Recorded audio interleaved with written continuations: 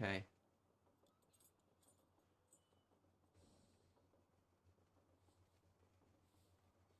Here we go. We are live right now. Happy Friday, everyone. I hope everyone's having a great day today.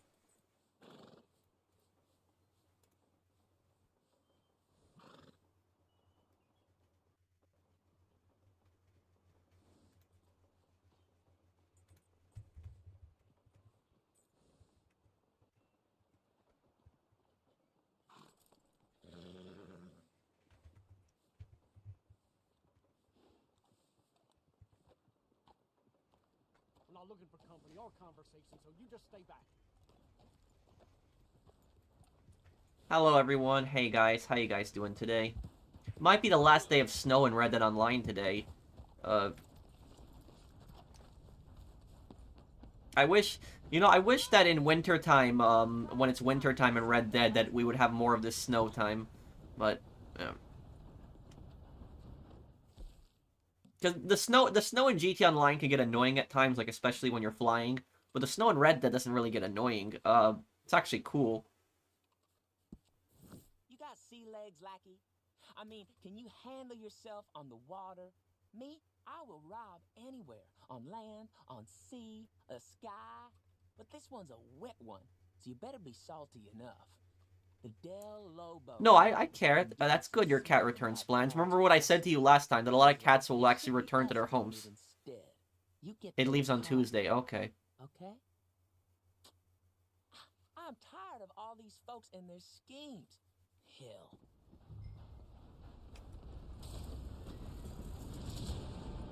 I hope everything's okay with you, Knight.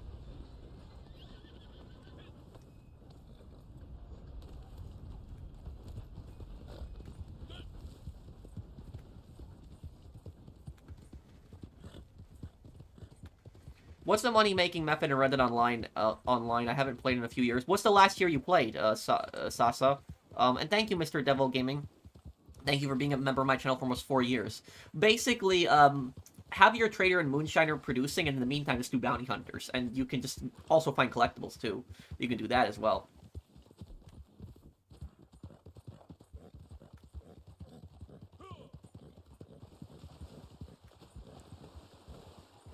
Yes, it is, 2026. Wow, time flies, right? 2026.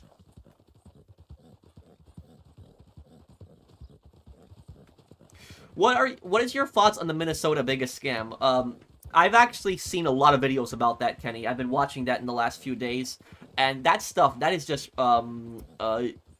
ridiculous. Like, that stuff that's going on. Like, somebody at the government was clearly not doing their job. They clearly weren't. And I saw this story. There was this guy in 2013 that worked in the Minnesota government and was actually saying that these daycares were fraudulent, and he got fired. So this has been going on for more than a decade at this point, but this stuff is ridiculous.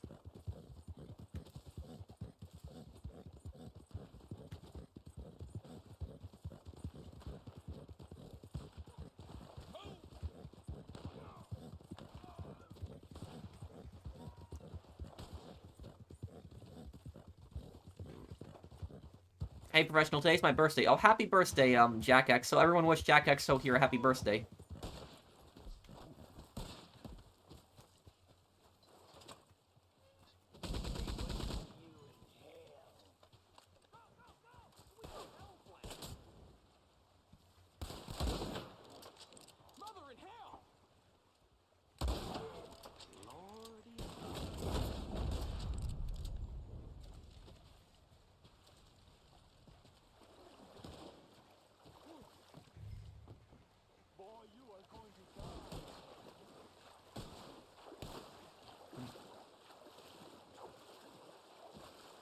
Oh, that was horrible. That fire that happened in Switzerland, over 40 people died in it.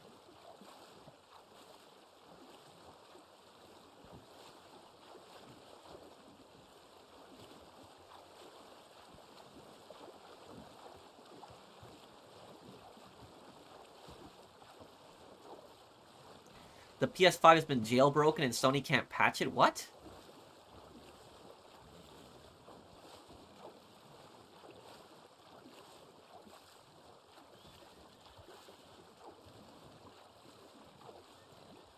You're not pissed? Damien reacted to AI Panda. I will pin it after the stream today, Trat. I'm sorry I forgot about that. I've just been busy with a few things. I'll pin it today after the stream. But no, I'm not pissed. Anybody can react to my videos. They can. You know, I don't have any problem with that. People can react to my videos.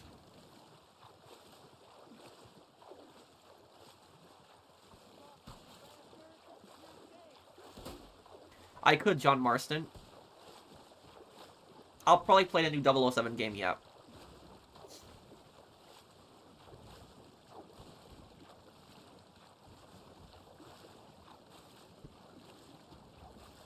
My goal is to hit 100,000 to Red Dead Online before GTA 6, and I have 23,000, so it shouldn't be impossible. That shouldn't be that difficult. The best way is collectibles. Do collections, like the coins specifically, you find those. Yeah, you can hit it. You can hit it.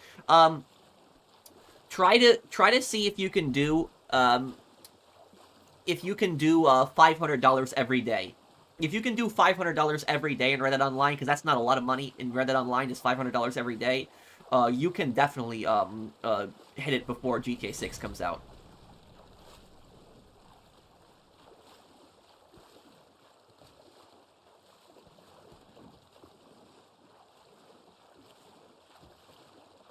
It's my mom's birthday today. Oh, happy birthday to your mom, April. Yeah, this is Red Dead Online.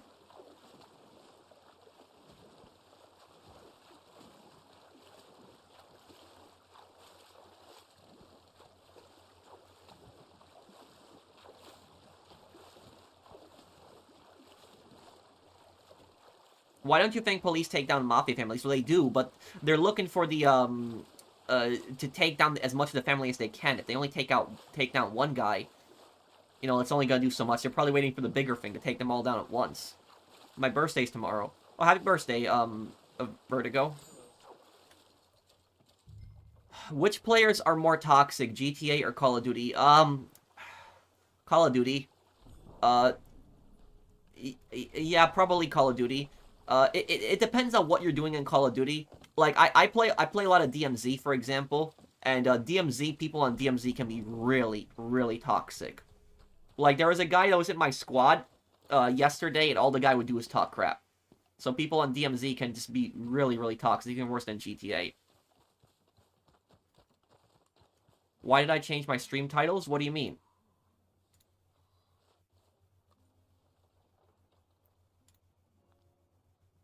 Oh, you mean the reading comments thing? I started kind of experimenting with that, and I noticed that when I put my the title as reading comments, it gets a lot more viewers. So I've noticed that. So I just started doing that too, because a lot of people that aren't familiar with my stream might think, oh, it's just some guy running around in Red Dead. But if they know that, like, I'm, you know, gonna read their, you know, comments, they're much more likely to come by.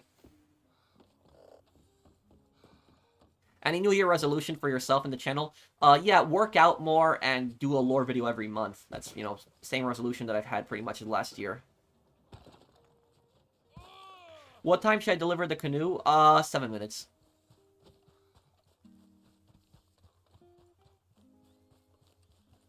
No, I didn't, Vertigo. No, I didn't. I didn't, Victor. It's not hard to make $500 in Red Dead. I've made like $2,500 one time. I did collectors for like hours. I collected almost all the collectibles available and sold the trader resist. Yeah, Red Dead Online is not that bad to make money now. There's a new season of Golden Kamuy coming out. Really? Is it the final season, Far?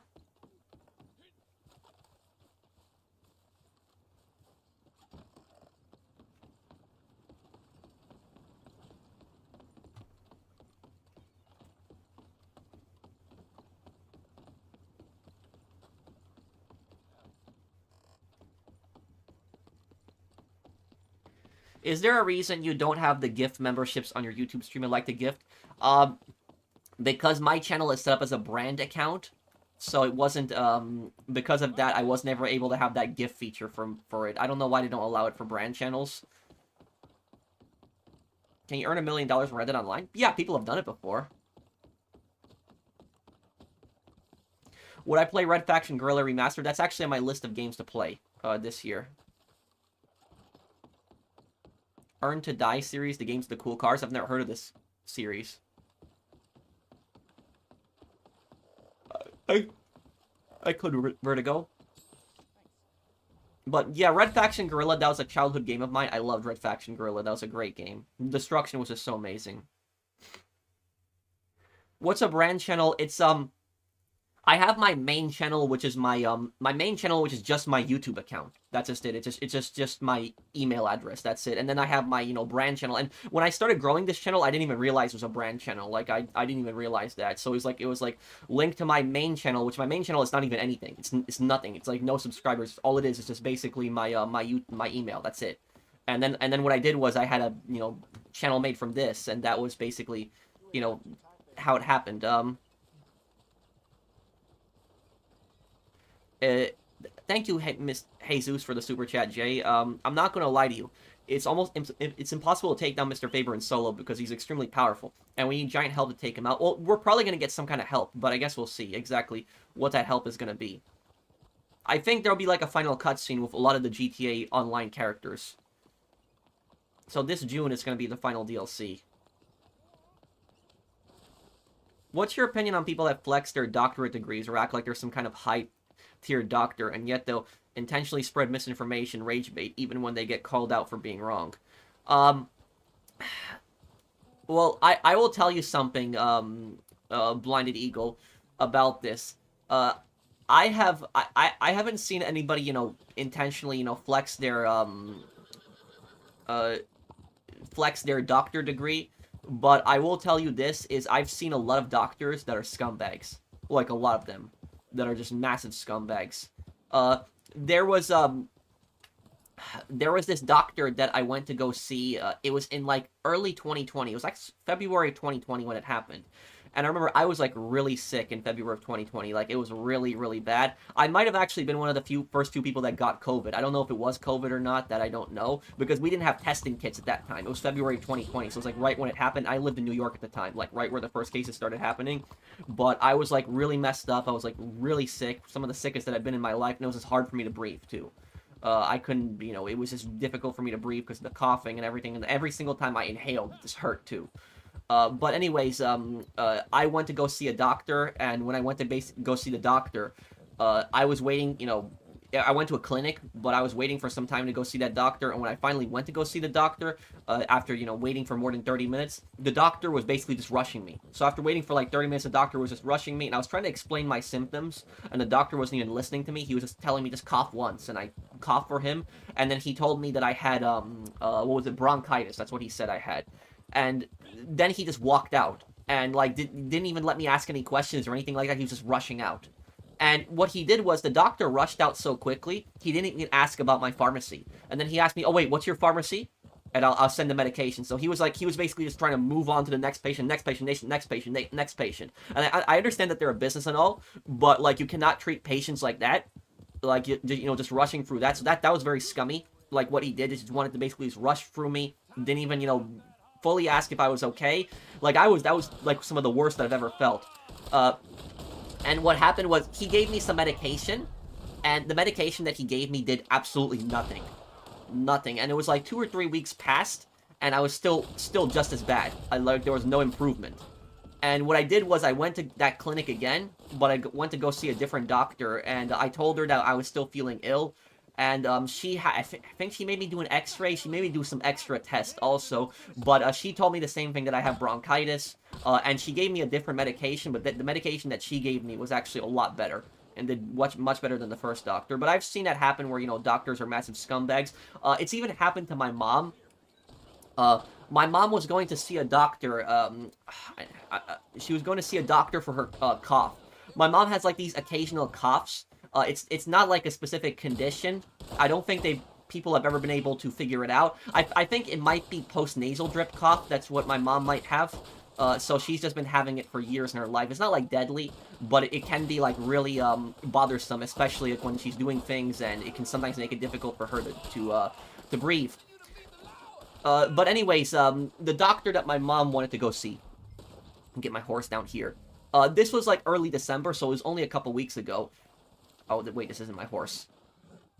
Let me get my horse here. So my mom had scheduled a doctor to go see this doctor, and she wanted to know if the doctor's insurance basically covers her visit.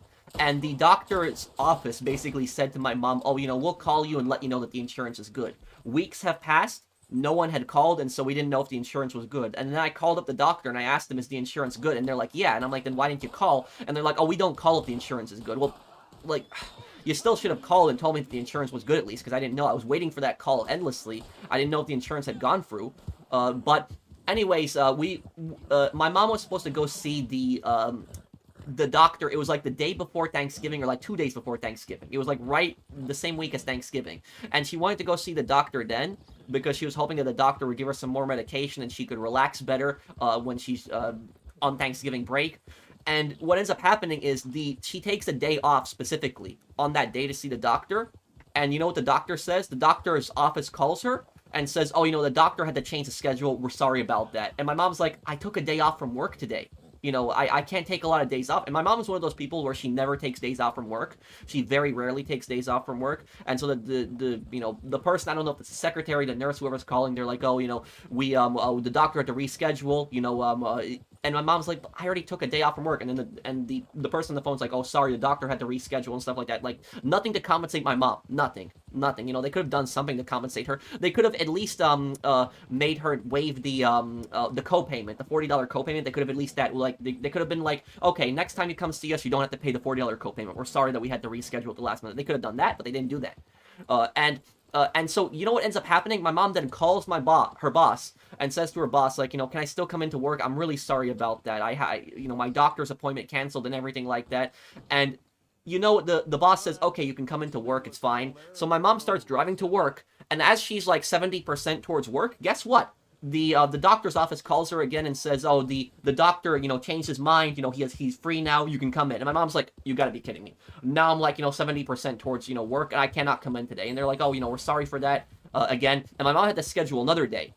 And so the other day that was scheduled, that day that we go in, what happens is there was like a really bad thunderstorm. Like, it was like raining like crazy, lightning outside. And so we're driving towards the doctor's. And then what happens is there's an accident on the highway. Somebody, crashed during the thunderstorm, lightning. I didn't see the accident. There was just an accident that was, up. And what happened was, because of this, it caused significant traffic delays. Like, it was really, really bad. And we ended up coming to the doctor. We saw the doctor, but we arrived like it was like 15 or 20 minutes late. And then the doctor started giving us an attitude. And the doctor was like, "You were supposed to be on time. Where were you?" and stuff like that. And just, being rude like that. And yeah, I guess I could have called during the traffic thing, but my thing was just, we were just trying to get there as quickly as possible and stuff like that. And after the doctor did that to my mom the first time, like, I really wanted to go off on him. I wanted to freak out on that doctor, saying like, you were the whole reason this whole thing happened, because you had to mess up the whole schedule. And then my mom had to, you told my mom no on this day, she took off from work, then she was going to work, and you told her to come in, and now you schedule today, and today we're late because there's an accident on the highway, and you're giving us an attitude and being like that when we're coming in on the day that you wanted us to come in. So I was really tempted to go off on that doctor. I was really tempted to yell at that doctor, but my mom was like, "No, I just want to see the doctor and be done. Like, please don't cause drama." That was my mom was like. So that's basically it. Is there's this stereotype out there where people think that that there's so many doctors that are kind and loving and stuff like that. And don't get me wrong, there are good doctors that aren't like this, but in my personal experience, I've just met so many scummy doctors. There have been so many doctors that I've seen, they're just such scumbags. And so I'm not saying every doctor is a scumbag. I don't want people to get the wrong idea with that, but there is a problem in the doctors community. There's a problem. There's a lot of doctors that are very elitist. They think that the world revolves around them. Basically, they don't see patients as patients. They see patients as basically just money. That's it. And so that's basically my issue with some doctors. I hope that answered your question there. I know it was a long story, but yeah, I've just seen plenty of doctors that are scumbags. And ironically, the doctors that I've encountered that are the best doctors, the doctors that have never caused me problems, aren't even American. I've gone to see Indian doctors before, and these are Indian doctors. They're from India, but they work in America, and the Indian doctors are always the best. They've never caused problems. They're not greedy. They don't like rush you. So like whenever I've gone to see the Indian doctors in the past, they've never caused any problems or anything like that. But it was always, whenever I've had any kind of issue with a doctor, it was always an American doctor. That's just that's what that's at least my experience personally. Um, and thank you, Cayman, for the super chat. Currently rewatching your Max Payne 3 series, and I gotta ask, why exactly did the organs doctor never answer Max's question and pleaded for his miserable, scummy, pathetic life? He was just trying to get out of the situation. That was just it. Just making excuses for what he did. Pretty much it. He thought that Max was basically some kind of gangster. The thing is, the doctor, the reason that the doctor wasn't, when Max was like, what have you been doing and stuff like that, the doctor's only, what that human organs doctor was thinking is he was thinking that, like, Max was some kind of, like, robber. That's basically, he was thinking that Max was from some rival gang or something like that. Like, he was such an evil and greedy doctor that he couldn't even imagine that somebody had actually come in here to actually save everybody, not for, like, personal profit. He thought that, somebody came in here just to rob him. That was pretty much it. So that was just the doctor's attitude in Max Payne 3. Thank you, Cayman, for the super chat. Watch AGK dub because it's sent dubbing Houston. Okay, Vertigo. Thank you for the thank you for the super chat. Those who brag about being smart or anything but. Oh, thank you, General's Alert. And I will tell you something. As for the elitism, right? The elitism that you were talking about with doctors, I've encountered doctors that are scumbags, but I've actually seen extreme elitism. I've seen people be very elitist. I've seen it before, but the people that I've seen be very elitist, it wasn't necessarily doctors. The doctors that I've encountered are more like scumbags, but the people that I've seen that are elitist, who pharmacists, like pharmacists are the very elitist people. Because when I used to work in retail, I had the retail store that I worked at, there was a pharmacy, and the pharmacy department, they were just absolute slobs. Like, you would think that somebody who works in pharmacy, that they'd be more sanitary. You think that they'd be more clean, considering they're handing people's medicine and stuff like that. You think somebody like that would be, very organized, but not. And what these pharmacy people did is, whenever they ate in the break room, it's like literally a bomb went off in there because of just how dirty it is. Like, the microwave was just full of some can of food that exploded. Like, it was just all over the place, stains everywhere. There was like a half-eaten pizza slice on the floor. The garbage was like full all the way. Nobody would bother taking it out. There was bugs in the room because of all the garbage. People just litter stuff like that. The pharmacist would do is he would eat like half of his meal, not even want to finish it, and just leave it on the table. Just not even throw it out, just leave it on the table. And the thing is, if you confronted the pharmacy people about this and you said to them, like, why aren't you cleaning up this garbage? You left food on the table in the break room. Like, why are you doing this? You know what they would always say? They would always say, that's not my job description. They would say, I'm not supposed to do that. That is on you. You work in the front store. You clean the store and stuff like that. That's not on me. That's ultimately what the pharmacy would be like. The pharmacy would basically be like, oh, it's not on me. I work in the pharmacy. I didn't go to medical school for this, or pharmacy school, whatever it is. It's on you. And honestly speaking, the way that I personally see it, I don't care if you are the smartest person on this planet. I don't care if you've gone to Harvard. If you make a mess, you clean it up. It's as simple as that. You make a mess, you clean it up. That's it. You just do that. So, I don't know how people can just be so stupid, so arrogant like that, but that's unfortunately what, you're dealing with. You have idiots that do crap like that.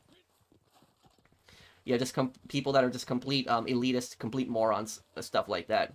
I should have, the one of the things that I do regret when I used to work in retail is I regret that I didn't stand up to these people. I should have stood up to them. I should have, like, actually yelled at them, because it's unacceptable. I don't know, why people do this crap. Some people, unfortunately, are just such narcissists.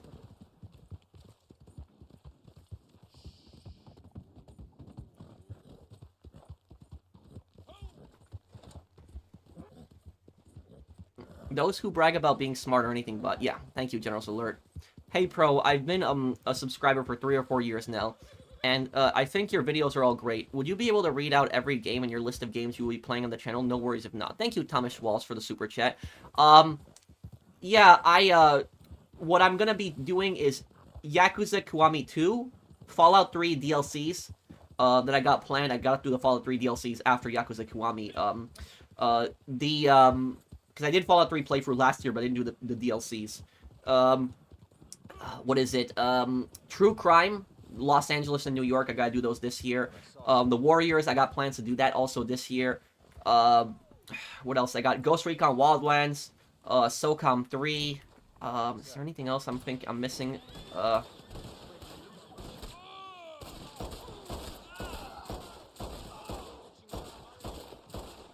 Yeah, there's a bunch of games. Oh, and Vice City Stories. I'm gonna be playing that, but that's gonna be like at the end of the year. Actually, you know what? I'm just gonna take them like this. This will be... Oh, okay, then. Well, you're gonna have to take one too, Brandon, then.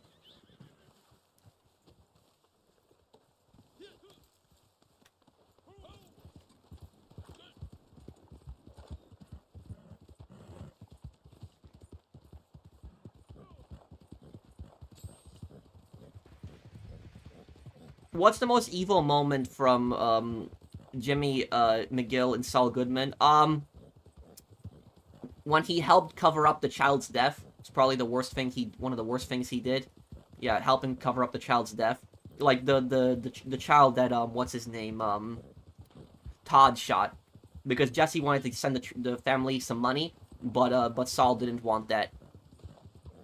Thank you, Aaron, for the super chat.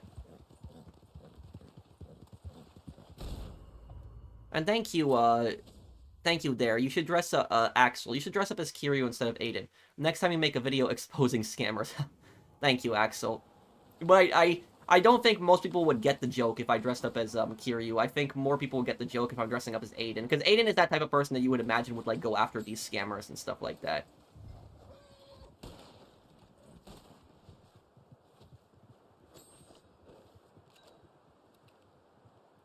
You like reading, Kagurabachi manga, Patrick? I think I'm stuck here. Tony Soprano versus Trevor Phillips in a fist fight. Who would win?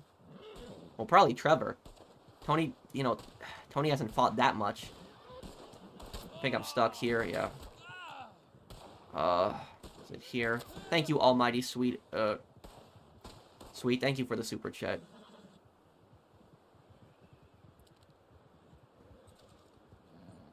You thought about what, Steve?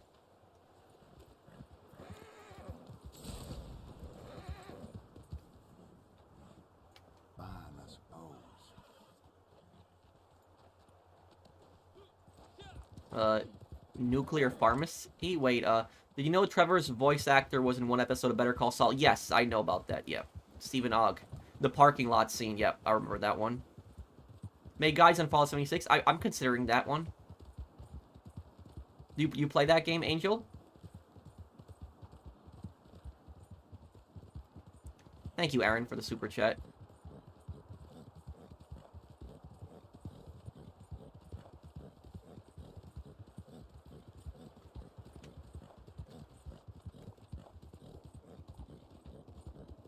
The moral lesson of Yakuza Kiwami? I don't know to think about that one.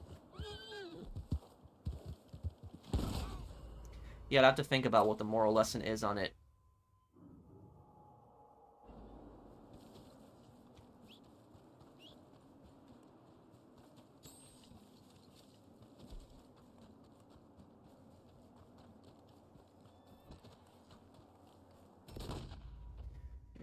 Yeah, I'm not sure. I gotta think about that one.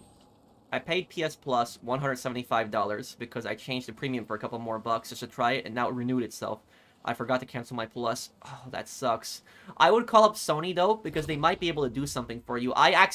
There was a time where I accidentally bought a game on the PlayStation Store, and then I called up Sony within that same day, and they actually refunded me. So there is a possibility that you could get that money back. Could happen.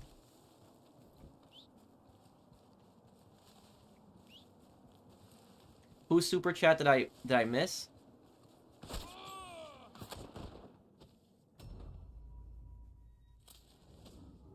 When am I doing the Warriors? The Warriors, sometime this year. I don't know when, but I'll do it.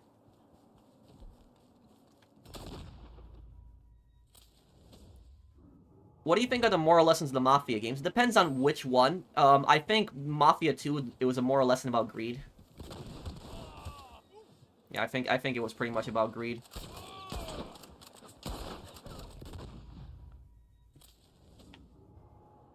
I missed a lot of super chats. Whose super chat did I miss? Here. Let me see here. Whose super chat did I miss? Have I ever played the Metro games? It's a trilogy based off a trilogy of books of the same name. The first Metro 2033 is my favorite. I've never read the Metro books, but I played it. I played Metro 2033 and I played Last Light. Thank you, Diablot Dragon. And thank you, Clutch. Hey, Pro, what would you say is the top 4 solo 2026 best money grinding methods in GTA Online? I'm also considering returning to Red Dead Online to grind money. And thank you, Aaron. Was Tony B called Tony Fat for a reason? Why did he got shot at the end of the episode? No, it was thank you, Aaron. It was just Tony B just messing around. But he ultimately got shot because of the problems he caused. You know, he almost caused a mob war. And about your question there, Clutch, the best money making method on GTA Online would be to have your nightclub producing, you know, with your MC businesses linked, you know, cocaine, specifically meth, counterfeit cash, and your bunker linked to it, and also your hangar or CEO crates. And then what you want to do is, after that, yeah, have your acid lab also producing. And then you could just do Cayo Perico or Casino Heist, you know, continuously. You could do that. That would work.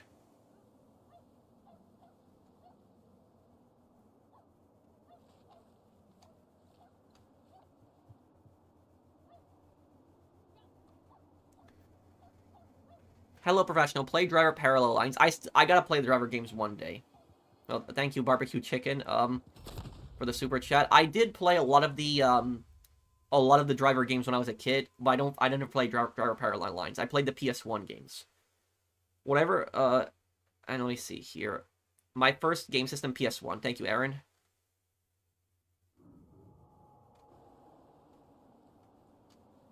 Will I replay Red Dead Redemption 2 on the channel in 2026? Yeah, I want to do that before GTA 6 comes out. Yeah, I'd be open to doing that.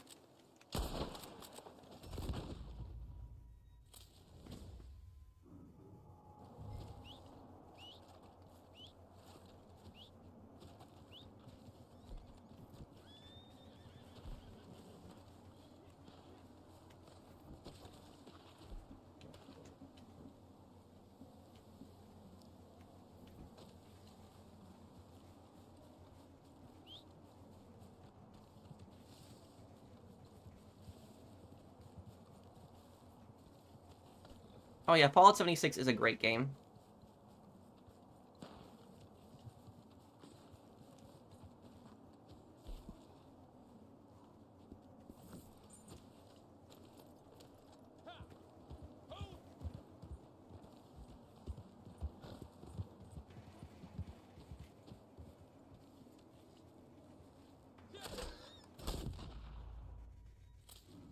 Worst underboss in Mafia 3?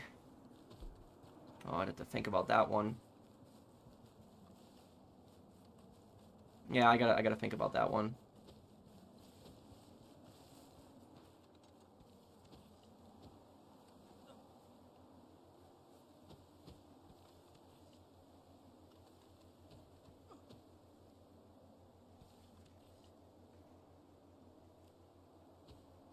Do I think Fallout 4 is the weakest Fallout game? No.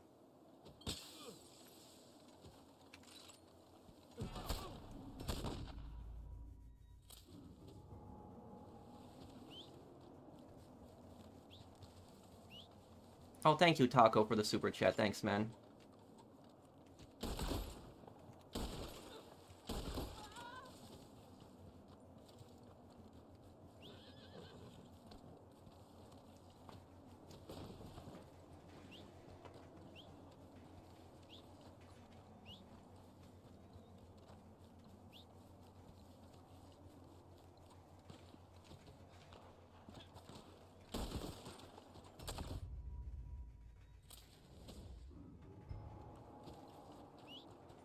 Was Karl Marx a bad person? No way, a little bit. I mean, you have to also say that the ideology he created was authoritarian, and, you know, how many people did that kill, too?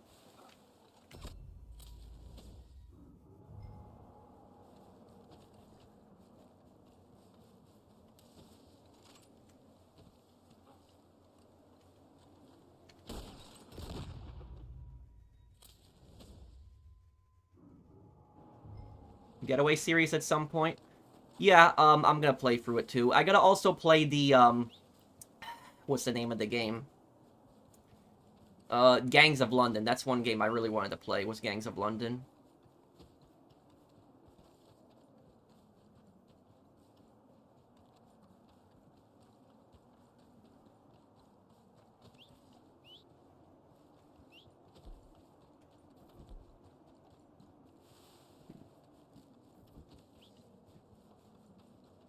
The worst cartoon I ever watched, I do not know. That one I have to think about carefully. This is gonna help me here, because I'm just gonna get put farther away. Nice. Thank you.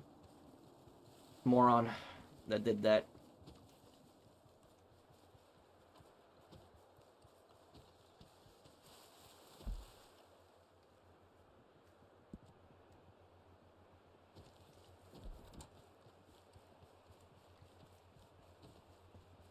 Snipe them back. Oh, no, it's not worth it.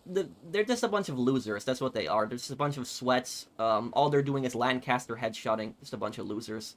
It's either that or, you know, sawn-off shotgun constantly. It's just a bunch of idiots trying to do stuff for attention. It's not even worth engaging with them. And the worst part about it is that they think that it takes skill when they killed me so many times when I was AFK. That's the worst part about it. It's a bunch of losers. It's not even worth engaging with them.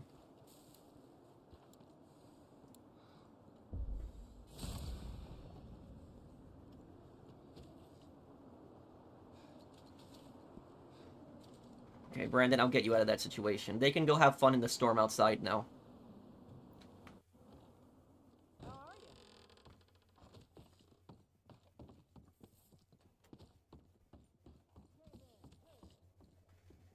Okay.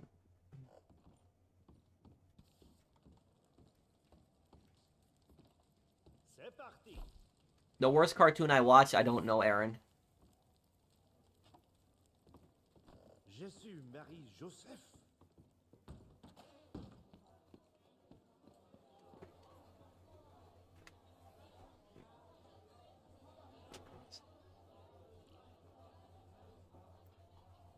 Did you know if you release another lore video, Franklin will eventually show up to defend his home? What? Thank you, guys in Seattle. Thank you for the super chat. Do I prefer the Modern Warfare trilogy or the Black Ops games? And which is your favorite of them? I'm a Black Ops 2 lover. Also, Brandon, do not go outside. Because those morons are going to be sitting out there.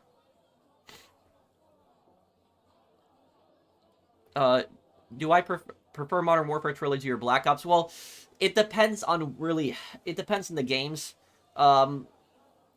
If we're talking like World at War, because World at War technically is part of the Black Ops because it's in the same universe. If we're talking like World at War, Black Ops 1, you know, Black Ops 2 and Cold War and like 6, yeah, I think I prefer those over the original Modern Warfare trilogy, but it's still a great series.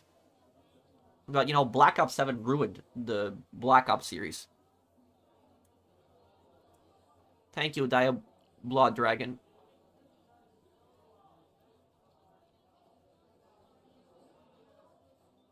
What about at least starting the Spider-Man trilogy, playing 007 at least 1 to 2 LEGO games before fall? And the best game ever, Ride to Hell Retribution. Ride to Hell Retribution, I'm definitely going to play through, yes.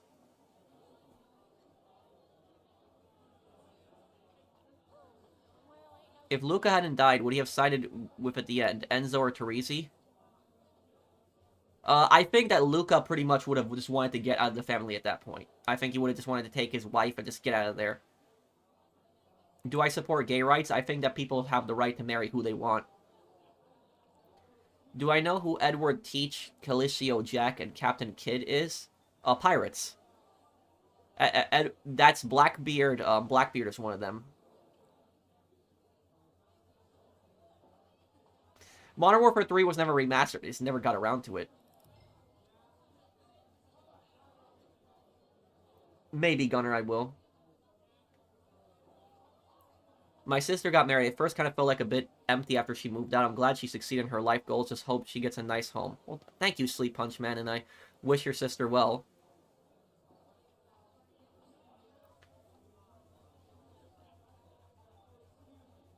Don't listen to that liar, Franklin. Will not show up to defend his home. It's just a TikTok misinformation and other BS that's being spread around like... I think he was just joking, but I don't know. Then, Cayman, thank you for the super chat. The Mr. Saints Godzilla fan video I'll react to next Saturday. Next Saturday we'll react to that. Not tomorrow, next Saturday. Green.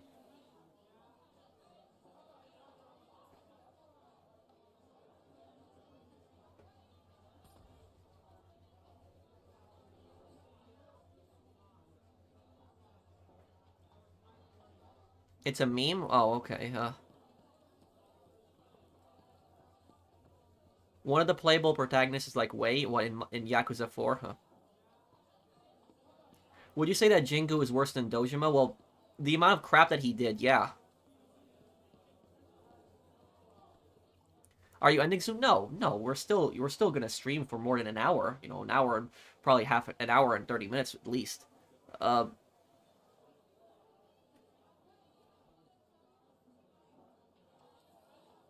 oh, I don't really care about my half brother and my half sister. My half brother and my half sister haven't really been nice to me ever. We never stayed in touch.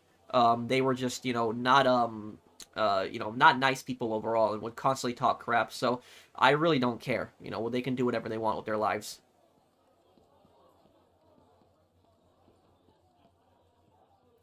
No, Brandon, because they'll just follow sessions.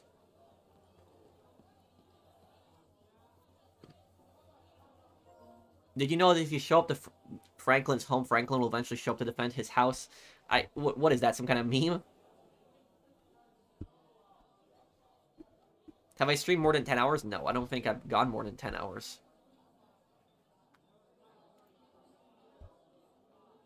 Is there a way for me to tell what my longest video is? Is there, like, a way to tell that?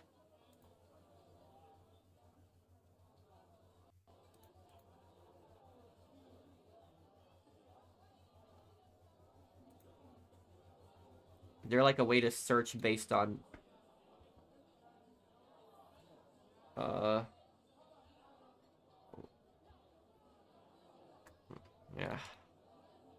I don't know. I'd have to check the filter settings. I gotta check the filter settings. I don't even know what my longest stream might have been like 8 or 9 hours. But the 11-hour Star Wars video was my longest. Maybe that was it. Yeah. I think Luca would have probably wanted to flee. He probably would have wanted to get out of there. That's probably what would have happened.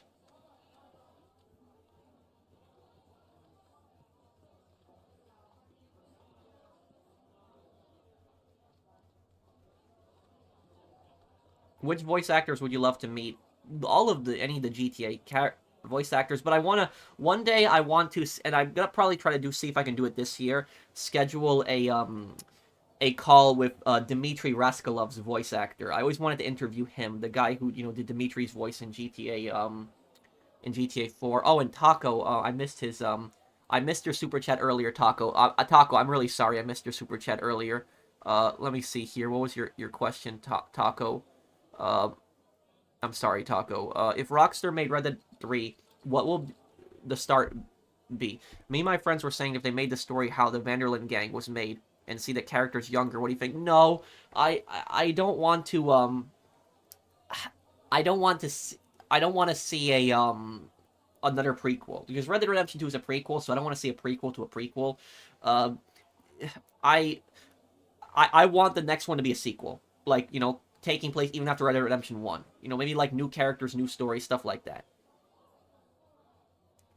Are you still here, Taco? I'm sorry I didn't see that super chat earlier. Which guns were the best, Saints Row 2 or GTA 5? Saints Row 2. I like the guns in Saints Row 2 better, yeah.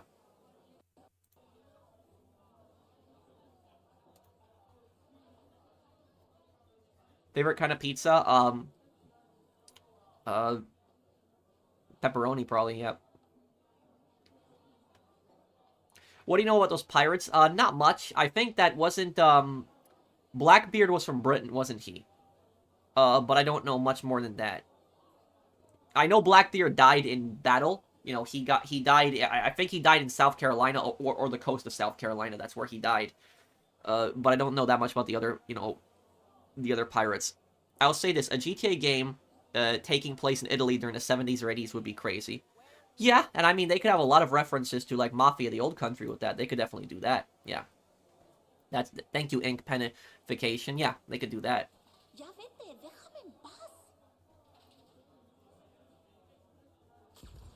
There was a video of a guy crashing a funeral on Facebook Live. He even smacked the person in the coffin. My god, what the hell?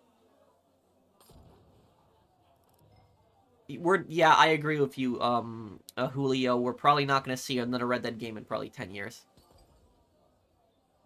I heard about that Sony's potentially delaying the PS6 because of RAM, yeah. I gotta look this up specifically. Have I been practicing with Spanish? Yes, I have. I gotta look this up. Who's Dmitry Raskolov's voice actor? Voice actor. Because I wanna interview him one day. Um, Marty Margolin. Marty Margolin.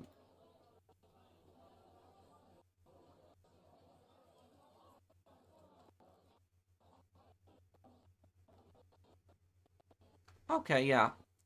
I'll probably see one day if I can get an interview with him because that'd be pretty interesting. I would like to ask him about like the character of Dimitri, like when they were writing it and stuff like that, and like how much he knew about the character.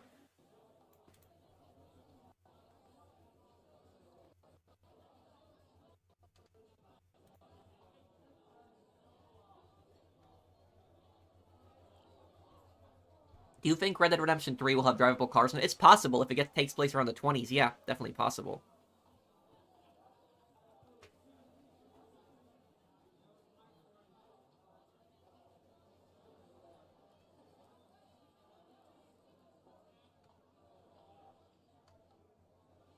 Is he still alive? I think he is. Let me.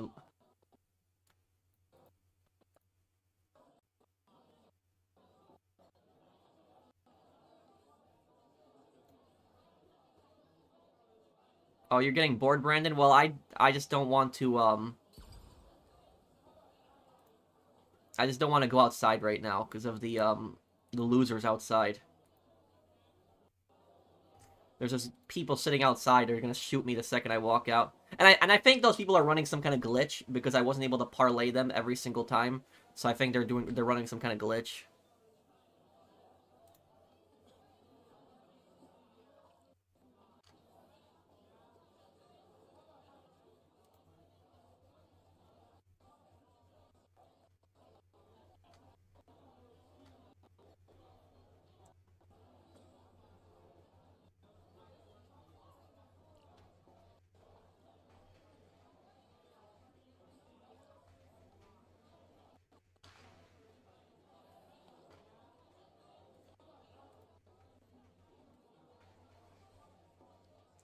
Oh yeah. Oh okay. So Dimitri's voice actor, I think he's still alive. I'm searching him up. I see his website, so I don't know who said that he passed away.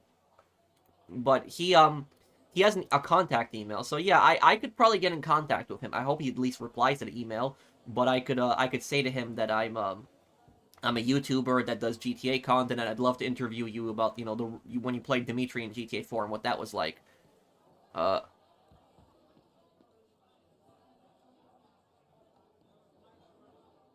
your lore videos are interesting, especially GTA San Andreas. Thank you, Aaron. And just know, my next lore video will be about Zero and GTA San Andreas. So it'll be a San Andreas lore video again. Red Dead Redemption got me into some older guns, like the SNW Model 3 Schofield and the 1898 Krag Jorgensen. The Krag load method is so unique. Yeah, and thank you, Appalachian, for the super chat. I actually have a Krag rifle. I have it.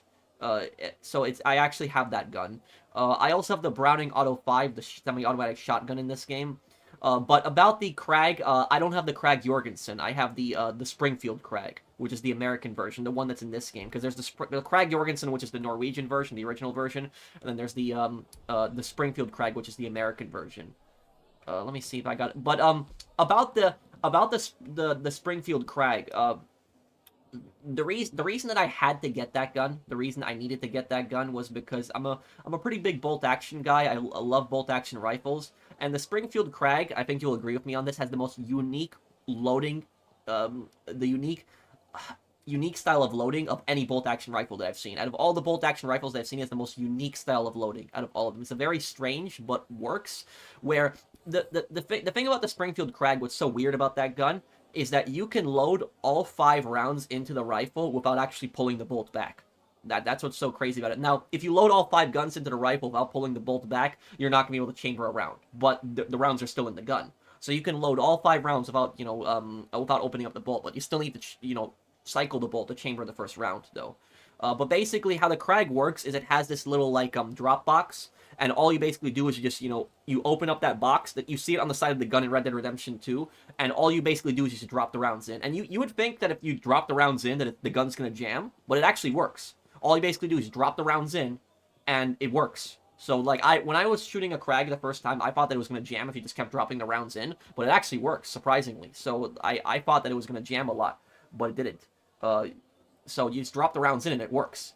So it's like a really weird gun. Like, most guns, you would just, press the round in, but that one, you just drop the rounds in the gun, and it just, it works.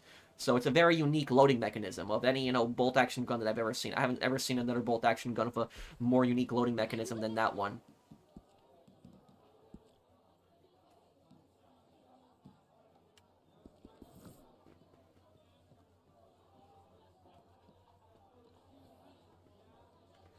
Poor.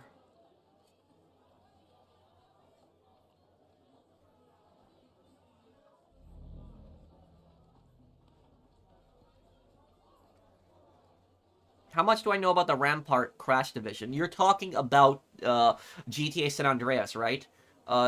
You're talking about yeah, the corrupt police unit. They were working with gangs. They were extorting stores. They were stealing drugs and reselling it. Those guys were the worst of the worst. I think those guys should have served life in prison. Thank you, Daniel. What makes Saints Row 2 superior than GTA 5? The customization. The customization in Saints Row 2 is better than customization in GTA 5. Economy is better. There's more stuff to buy in Saints Row 2 than in GTA 5. I think the world is better in Saints Row 2 than in GTA 5 too. It's more detailed. The activities are way better. So there's so much stuff to it. I think Saints Row 2 is a better game than GTA 5. Thank you, Zay or Isaiah, for that super chat.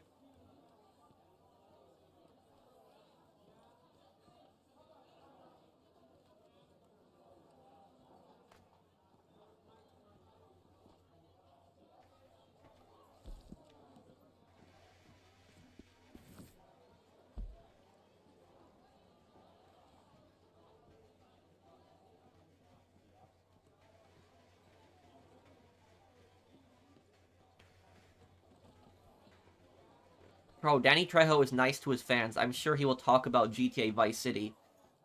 Yeah, if I got an interview with him, that would be crazy.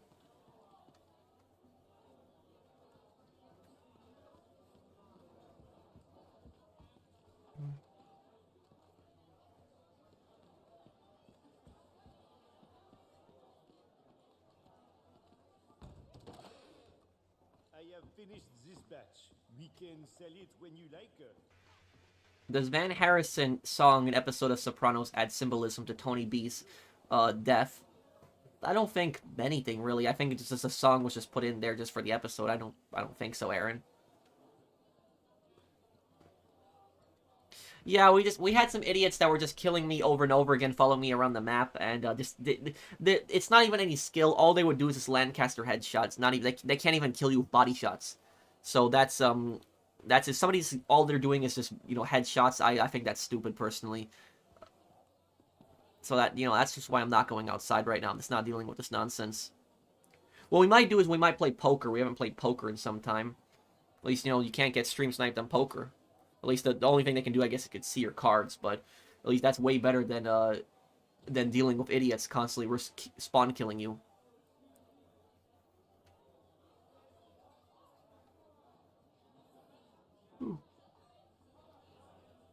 Evening Pro, can't wait for your Sniper Elite DLC videos. Can you, by the way, play any games in the Tomb Raider series? And what do you think about US and NATO?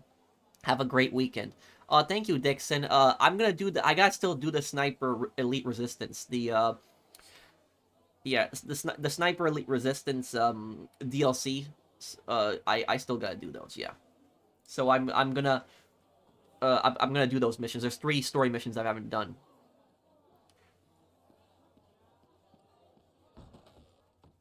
And then the U.S. and NATO, I guess I just don't want to get into that. That's basically a whole political drama stuff.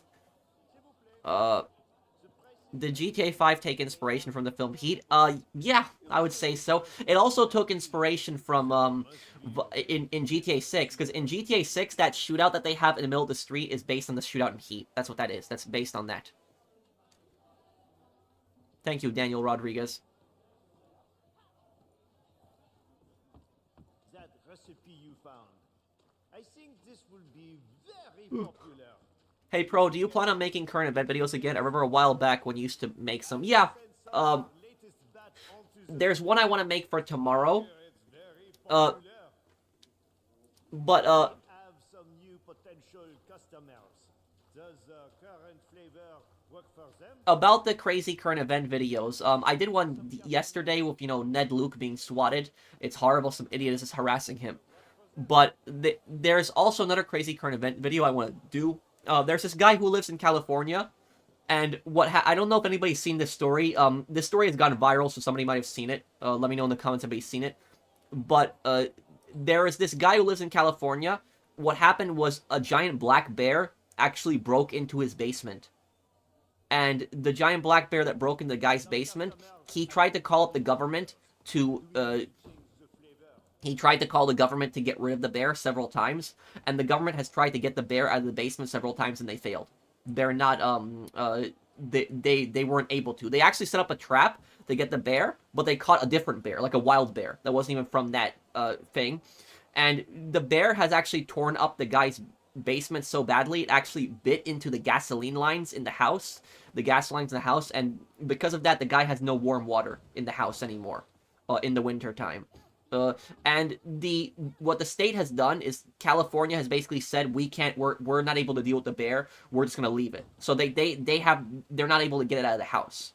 And the thing about this is the guy can't even shoot the bear. He can't even kill it. That's not allowed either. So you got a bear that's basically tearing up your basement. The government refuses to get the bear out of your house, but you can't even shoot the bear either. So that is why can't they just tranquilize it? I don't know. Good question. But the government has basically given up on trying to get the bear out of the guy's house, and they told the guy that he has to deal with it. And the guy has basically gotten so mad that he sued the state of California over it now.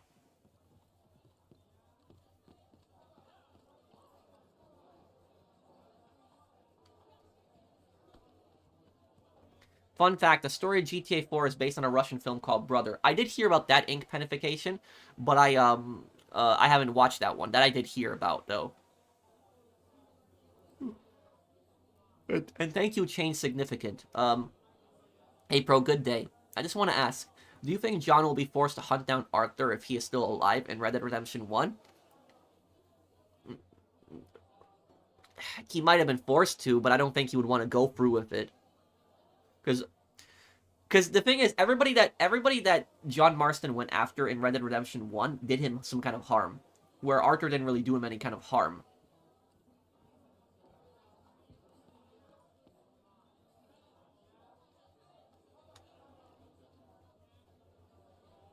I'm not going to deal with that extreme. It's just a bunch of sweats.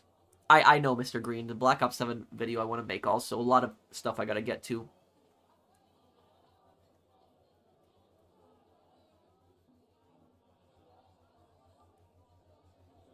Do you think that Enzo's affair with Isabella is considered a betrayal to Teresi? No. No, not at all. And the reason for that is because Isabella is her own woman. She can decide on who she wants to, be with, and if she wants to be with Enzo, that's her decision ultimately. That might not be how Teresi sees it, but that's how it is. And also, here's the thing when you think about it.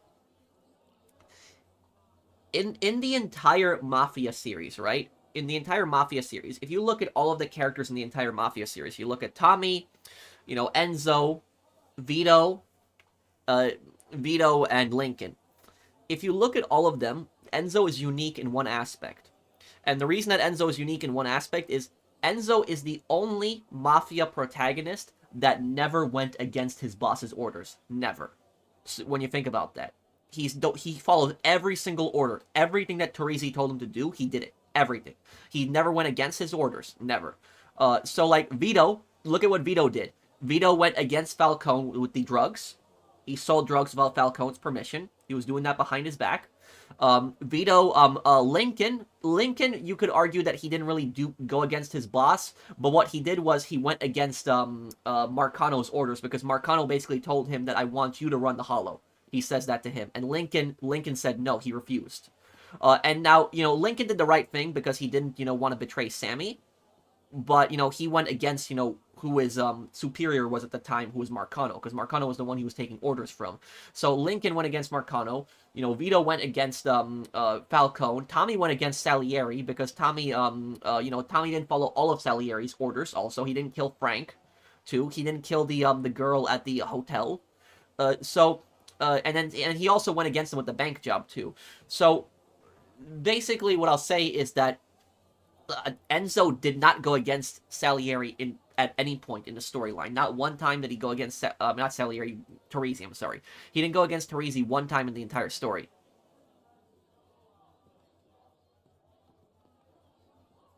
Marcano wasn't his boss, Sammy was, I guess, maybe, but he still went against Marcano's orders. That was it. So, did Enzo betray Teresi by, having an affair with Isabella? No, I don't think so. I don't think there was any betrayal in that. I don't think there was anything nefarious, behind the scenes there. Because Enzo did everything that Teresi told him to do. Everything. He never went against, Teresi once. The only time that he went against Teresi was at the very end of the game, and that was when he realized that Teresi was not going to let Isabella marry who she wanted. And also, all the crap that Enzo did for Teresi, everything that he did for him, saving his life when he got betrayed, killing all of his enemies, doing all of that. The fact that Enzo did all of that, and still that wasn't good enough for Teresi, and Teresi still had to have him killed. The least Teresi could have done is he could have had him exiled. That's the least he could have done. For everything Enzo did, he could have said, Enzo, I'm banishing you. Don't come back to Sicily ever again. That's what he could have at least done that. But he didn't even do that. He wanted to have Enzo killed. So that's basically what the moral lesson here is, that it's blind loyalty. That's ultimately what it is. He did everything and hoping to get, Teresi's favor, and in the end, it didn't. He didn't get it.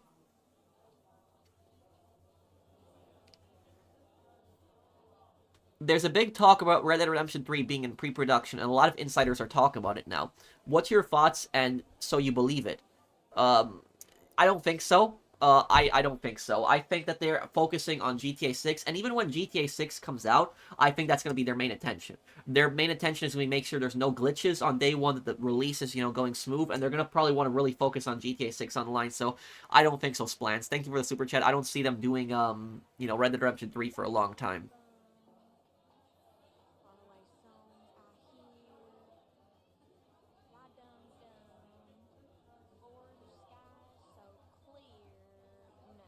Do I ride bikes? Bicycles, I guess, yeah, but I haven't in many years. Motorcycle, a very long time ago, but I never got past the permit, and I just gave up on it. That was more than 10 years ago.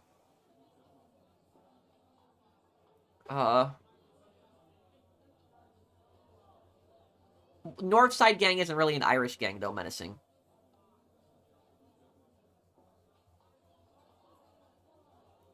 Like, I mean, you look at who the leader of the Northside Gang was. After Dino Benian died, Jaime Weiss took over. And Jaime Weiss was from Poland, so it wasn't an Irish gang. A lot of the guys were Irish, but they were from all over. They were just European American. I would just say it was a European American gang. That's what I would put it as. Living out here, it reminds me of that freedom my uncle used to talk about.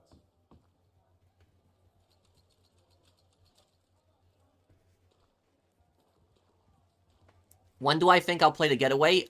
This year. I don't know when, because there's a lot of games I still got to get to in January and February. But once Kiwami 2 and Kiwami 3 are done, I can, start choosing a lot of different games. And Getaway are, one of the games I know people have wanted me to play. I don't know, Brandon. I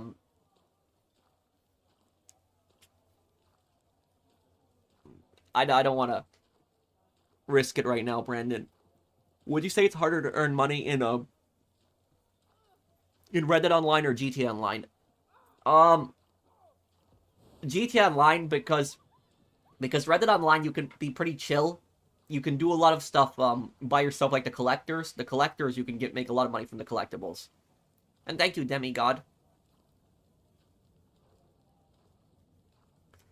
I wish someone would make a reproduction of the Springfield Krag Jorgensen rifle in 308 or 30-06 today. I feel like that would be popular. Oh, it definitely would be. If somebody made a Krag Jorgensen in 30-06, that would just be perfect. It would be great. But the thing is, if they make it in 30-06, what they're going to have to do is they're going to have to, you know that little latch where you drop the rounds in? They're going to have to change the size of that little box latch you open up. But because 30-06 is way bigger than 30-40, which the Springfield version that it fires. But about the Krag, it's a one thing about the Krag is it has a very fast bolt. It's one of the fastest bolt guns that I've ever fired. Like, if you see, like, a lot of the guns in Red Dead Online are pretty unrealistic how they fire. Like, they fire super fast. But the only gun that I would say is somewhat realistic on how you fire is the Springfield Krag, like a Springfield rifle. Or the bolt-action rifle, that's what it's called in the game, bolt-action rifle. That bolt on that is very fast. So it's pretty accurate that somebody could cycle that bolt pretty quickly. But the thing is, I hate shooting that gun. Even though it's such a great and fun gun, and the reason I hate shooting that gun is because that gun is like the most expensive gun that I have to shoot. Like 30-40 Krag, it was like around $2 a round. It is just really expensive. So if you're shooting like 20 rounds, it's $40, you know, wasted. So like every single time you shoot a single bullet, it's $2, $2, $2, $2. So that's basically what I'll say about the Spring. So if there was like a 30-06 version, it would definitely be more popular because it would be more affordable to shoot. Enzo should have asked for permission. He did betray. Not really, because if Enzo asked for permission, I think he would have been killed. I think so, Daniel.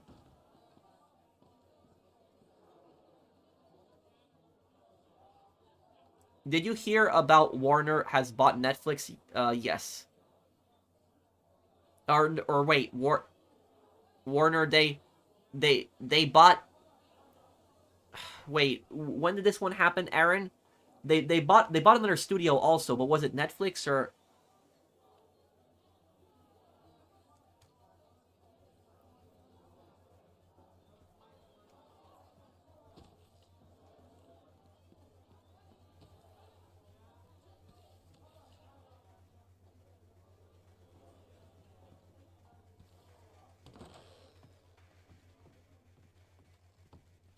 If Enzo left Teresi with that war, he would have died. Yeah, Teresi would have been finished.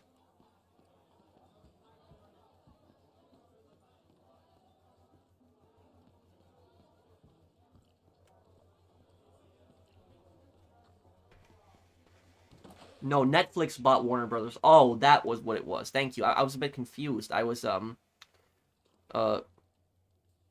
yeah, I was a bit confused. Arasaka 99. I don't know if I've ever heard about that one. Or you mean Type 99. Arasaka Type 99. That one. Yeah. Yeah, I can still make videos on visiting in real life locations, yeah.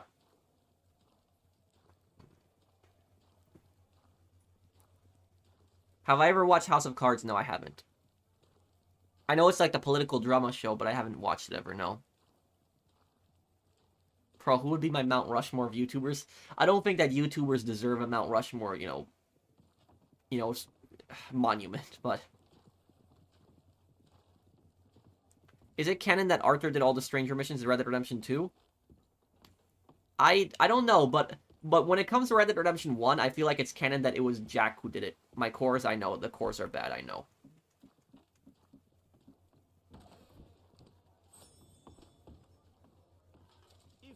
Hope you're doing well. I'm doing good, Scottish Demon. How are you, dude?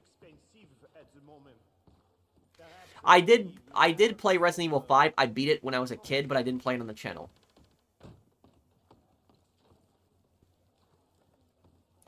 I'll see you, April. Take care.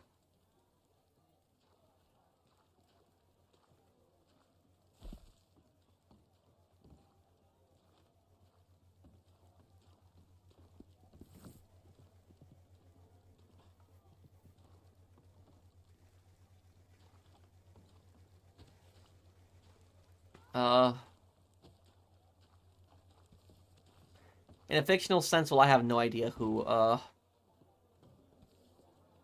You're on my Mount Rushmore. Don't sell yourself short. Well, thank you, Daniel. What? The scariest game I played, Outlast. Yeah, Outlast. Outlast was terrifying. Any psychopaths in the Great Ace Attorney? McGilded. McGilded is a perfect example of a psychopath in the Great Ace Attorney They are Chronicles. your skyscrapers, huh? Also, Bender's voice actor plays a cameo in Better Call Saul. Yeah, isn't he the construction worker? Thank you, Aaron, for the super chat.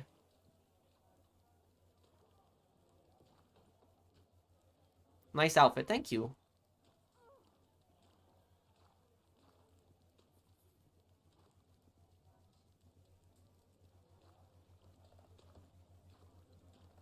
Band of Brothers was a great TV show. I watched that when I was watching it when I was a kid. I actually have the complete series of that.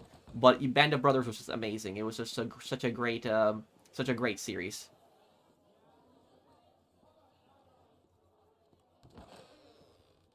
Have I seen Blue Bloods yet? I watched a little bit of it.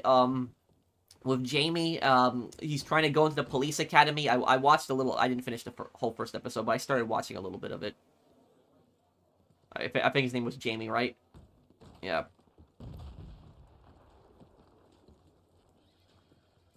Yeah. Oh yeah, they're outside. I hear them too. Yeah. What's the inspiration between your hockey mask and suit look? Uh it's just based on my YouTube avatar, but I didn't really have an inspiration. It was just, what I created in for my avatar, and I ended up having it in the game too. That's just what it was.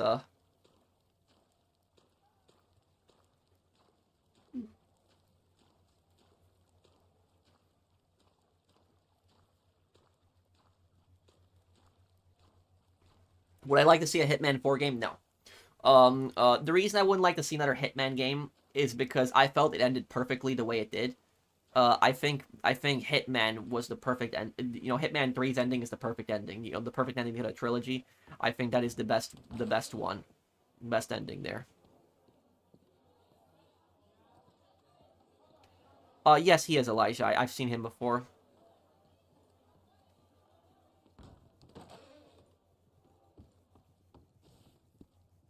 Why did I hate President Lyndon B. Johnson? Because he got America involved in a stupid war.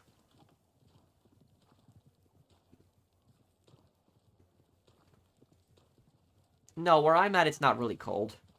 Well, I mean, I guess you could say it's kind of cold. It's around 30 degrees right now, which I guess some people would consider that cold, but like I don't consider it cold until it drops to the 20s.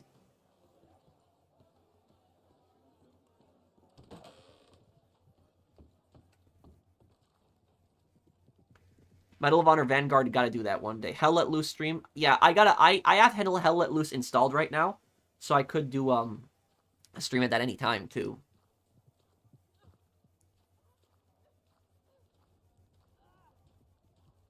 I didn't know that, menacing. The remaster of Deus Ex, I don't know if I'll play it because people are saying the remaster is really bad. Mr. Boss confirmed we'll be able to steal cars in GTA 6. Oh man, you're a funny guy, dude.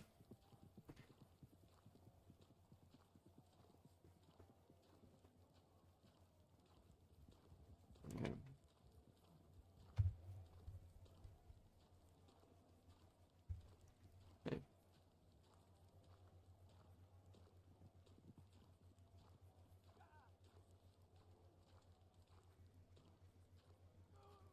Okay.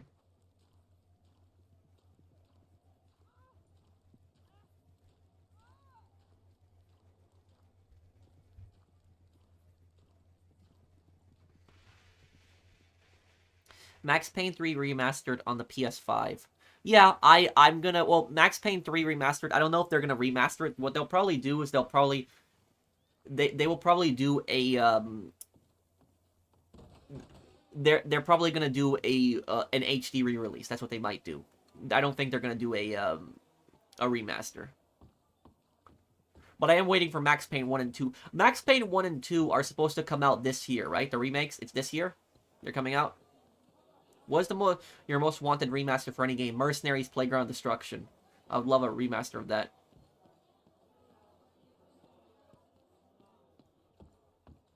Any difference between visionary and opportunistic? I guess a visionary is somebody who has an objective. An opportunistic person is somebody who only cares primarily about themselves. Thank you, Aaron. Yeah, I could, Jam.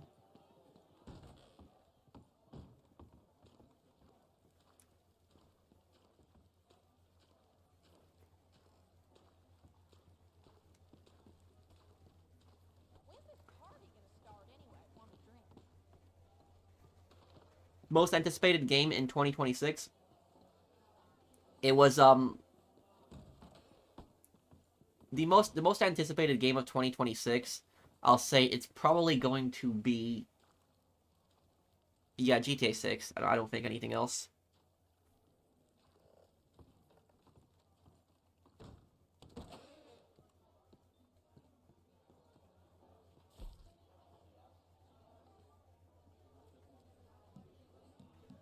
How I miss home.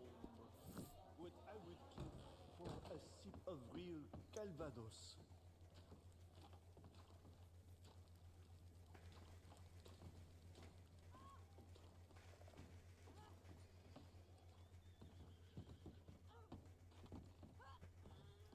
Can I join your lobby? You can, but we're not really doing anything. We're just hanging out in the Moonshine Shack, and I'm just reading comments right now. See, I think they still play the Christmas music, don't they?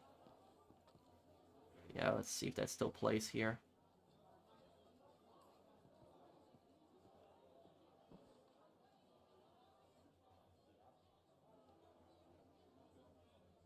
We got ourselves a music lover.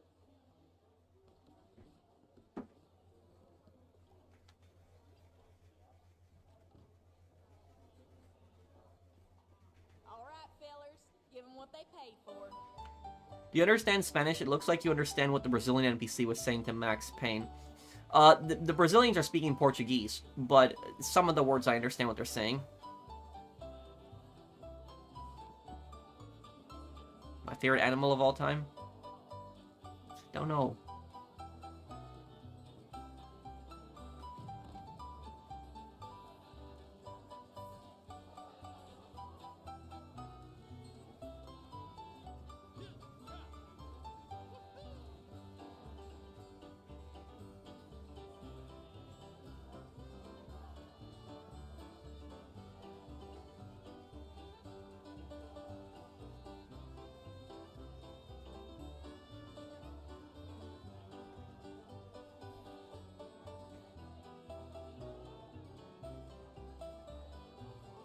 Can I add you on PSN so I can join you guys?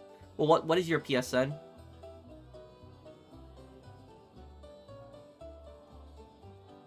Real sports or esports? It depends on the type of esport.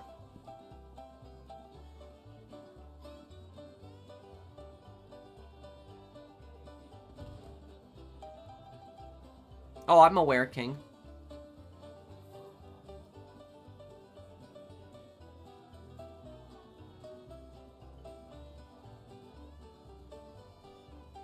Nice that we got some Christmas music to play here. Holidays are over, but still, this is probably the last time we'll hear this music for at least a long time.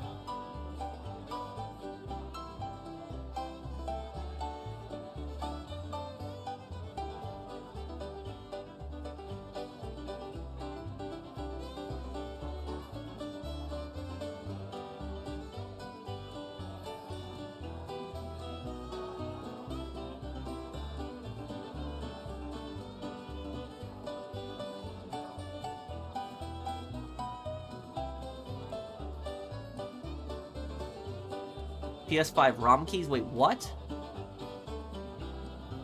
Why don't I ever play poker in GTA Online? Because it's against a dealer. I like playing against players.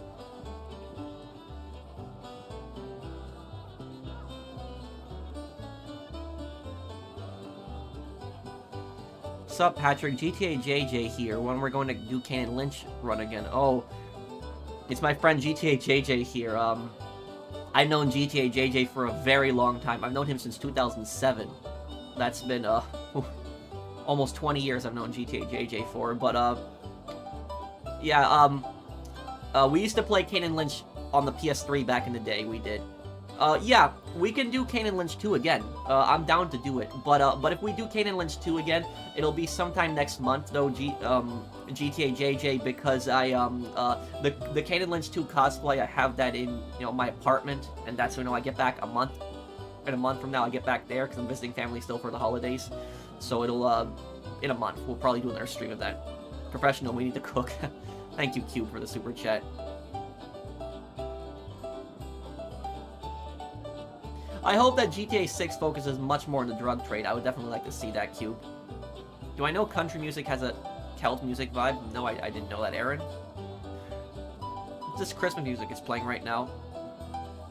I sent you the links of all 5 current episodes. Thank you, DL Gaming. I'll take a look at them a little bit later.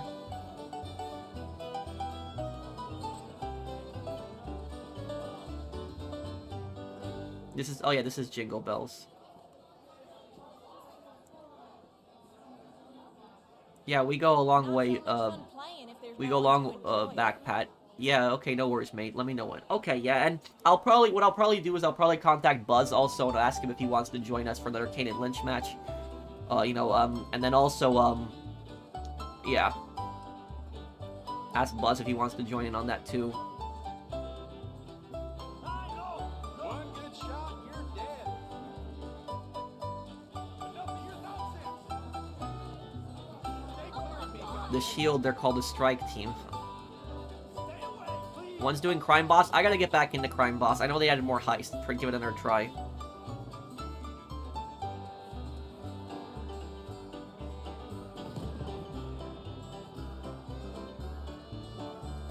Fernando has it, yes.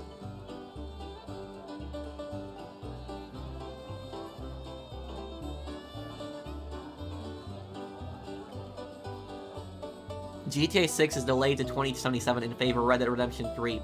Source, trust me. Thank you, the Yorker. The thing is, if GTA 6 gets delayed again, I think that at this point, the first 2 delays I didn't really have a problem with because they're doing it, to make the game better.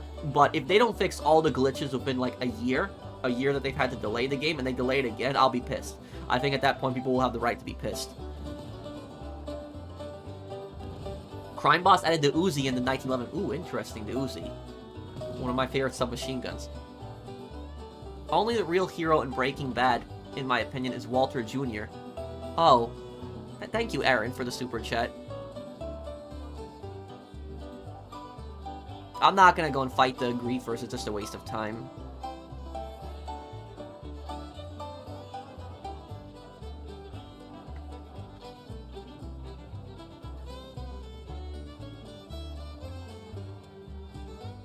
Oh, I keep getting up from the chair here.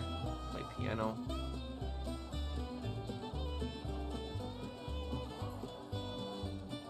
I'll take over.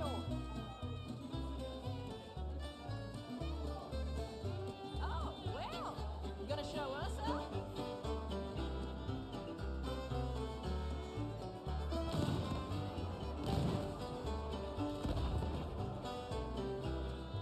Play a different instrument? Sure.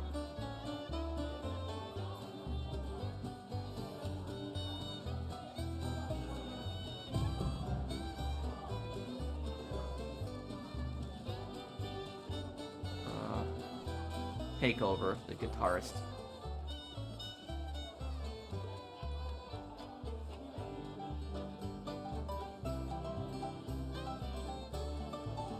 Yes, I will, Brandon.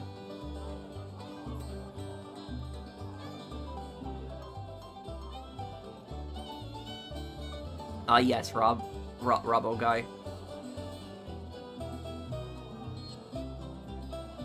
If GTA 6 gets delayed again after being, delayed for a year, it shows us how many problems the game truly has.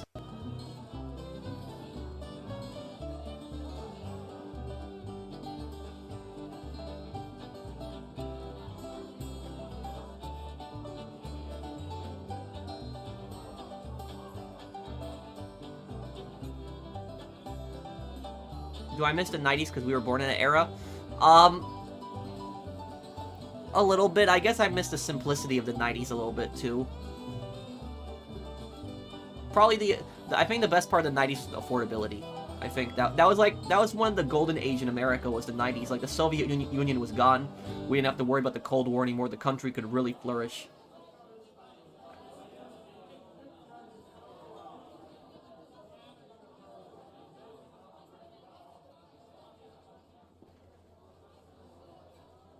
What's my least favorite GTA protagonist?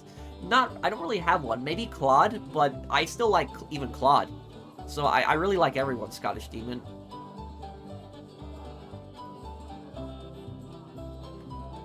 Oh, we're just having fun chilling here. We got a bunch of morons outside that are griefing. For people wondering why I'm not going outside, because I got idiots that are sitting outside, and they're just throwing dynamite. So there's griefers out there, and they're just, you know, pissed that they can't do anything right now. So this is the only thing they can do for attention.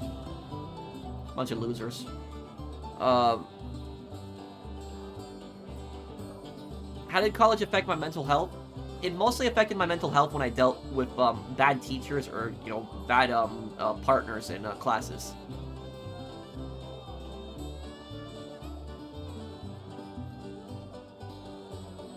Yeah, I would, Zach, but it's really long though. There's so many seasons of it.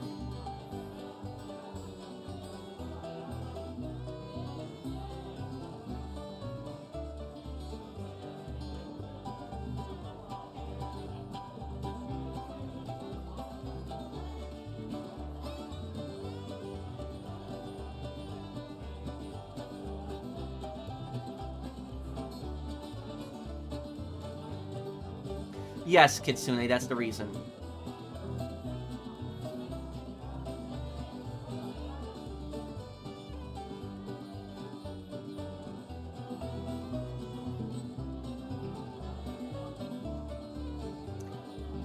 Most kids are just on their phones today. They're obsessed with their phones constantly. Favor is more powerful than Don Mercer? Mercer? Who's Mercer?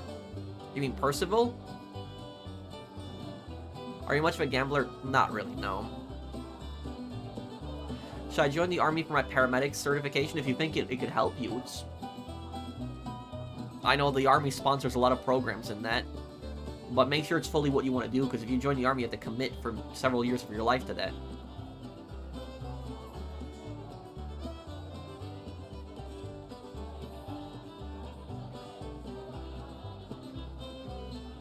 Oh right, the anniversary of Generation Zero. It's gonna be what? Generation Zero's 7-year anniversary? 7? I'll be graduating soon. Congratulations, Gunner. Always Christmas means it wasn't Christmas. Remember this quote? No, I don't think I do. Who says that? Do I do neck training? What, when I'm working out? I don't think I have. What is that specifically?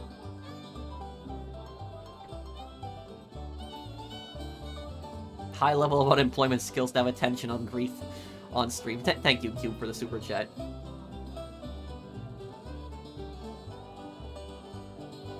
Why not go outside? Because there's griefers sitting out there.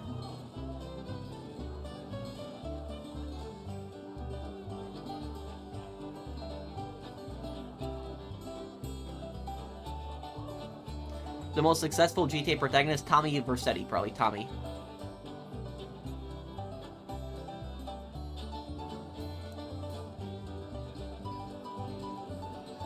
So my favorite hobbies besides gaming, reading history.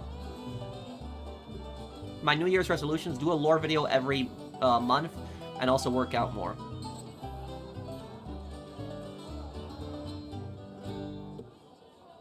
Survival waves and stuff on Crime Boss. Okay, menacing.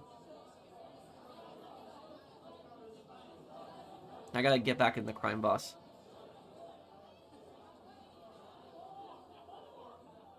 Bannerlord, yes, I play it.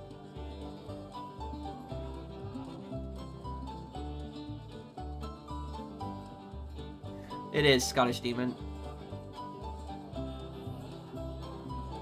Yeah, I still don't understand the story in Black Ops 7. Loof, if I'm pronouncing your name correctly. What do I think happened to Donald Love in GTA 3? And will he make a video on his disappearance? I love the streams. Thank you, Umberino. Amberino Yeti.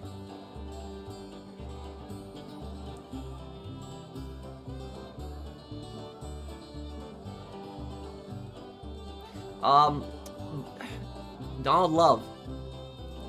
You know, there was a common fan theory going around that what Donald Love was trying to get in that box was plates. That it was like plates to counterfeit money. And that's like why the cartel like really wanted that so badly. But I don't know, like, it was always like really creepy what happened to him. Like, he was just gone. Like, there was nobody there.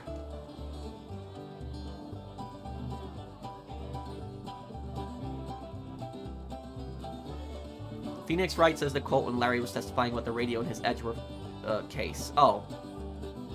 I guess then it's a meme.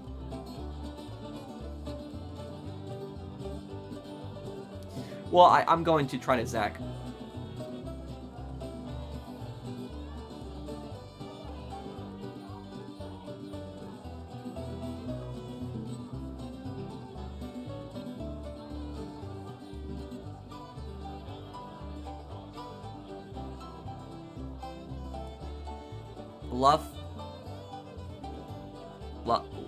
Lafiupi, if I'm reading that name correctly. I like all kinds of music.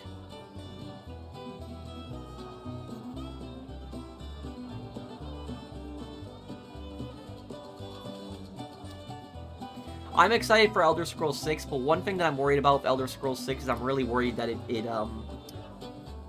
it's going to be Xbox exclusive, which I really don't want that to happen.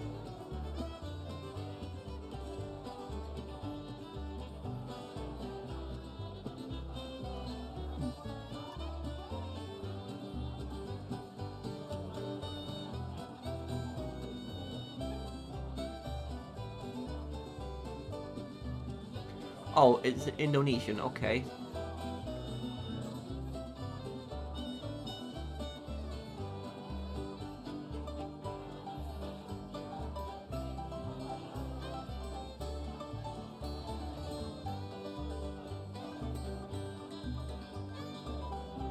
Probably Baker Gunner. Do you have something against buying an Xbox? No, I have an Xbox. I have an Xbox Series X. I have an Xbox One. So no, I don't have anything against it, but I just want to play on PlayStation. That's what I want to play on.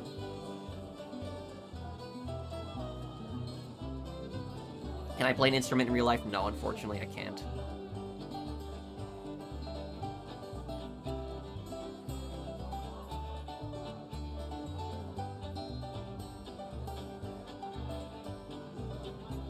Do I know about gypsy culture? We used to live in a camp like Red Dead back in the day. Well, in my parents' country of Poland, there was, gypsy caravans that would ride around, but I don't know much about them. Thank you, Stefan, for the super chat.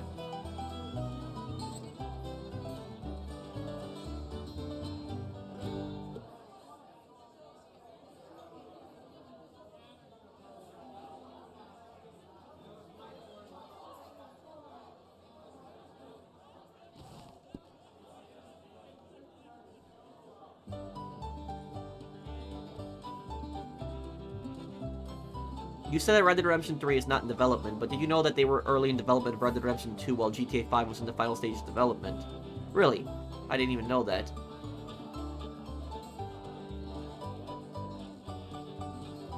Red Dead Redemption 2 started development in 2010, 2011, so it took 7 years to develop the game? Wow.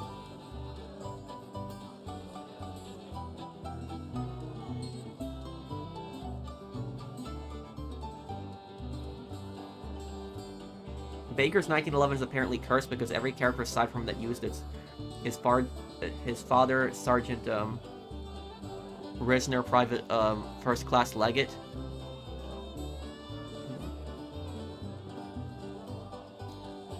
Lutfi, you can spell it like that. Okay. Gary Oldman did a good job voicing not only Reznov but Clark as well in Black Ops 1. Yeah, and a lot of people forgot about that. They forgot that that he voiced also Dr. Clark, the South African doctor.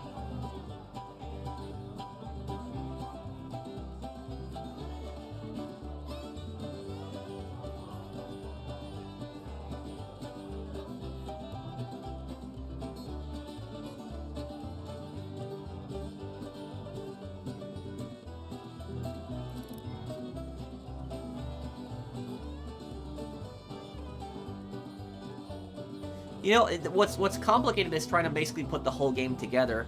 Everyone. That's from Leon the Professional, that line. I'm not ignoring you, cowboys. What's your... Dr. Clark is British? Oh, right, he was British, but he lived in South Africa. That's what I forgot.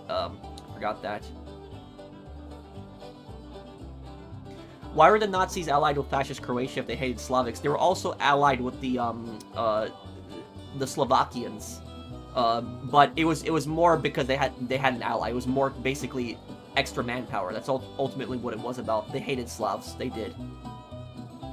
And any, you know, I don't know how any Slav could honestly support that ideology, because the Nazis thought that Slavs were subhuman. So that's, the fact that any Slav would support that ideology, I don't understand that.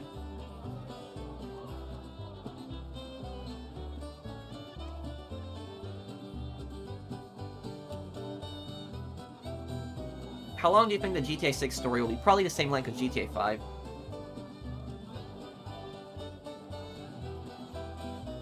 Oh, hey, hello, the, armored man.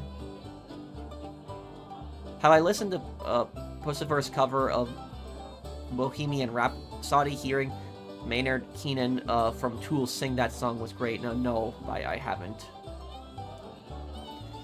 I don't know a lot of musicians. I know people mostly by their, picture. So if you show me a picture of a musician, I might recognize them by their picture, but I don't know them by names. Will Rockstar Games review Platinum? GTA 4, GTA 5. Well, GTA 5 I Platinumed on PS4, but I didn't on PS5. But GTA 4 I Platinumed on PS3. Is that it? Is it GTA 4 and GTA 5? I think it is, yeah. I don't think there's another Rockstar game that I Platinumed. Brandon, are you still here, by the way?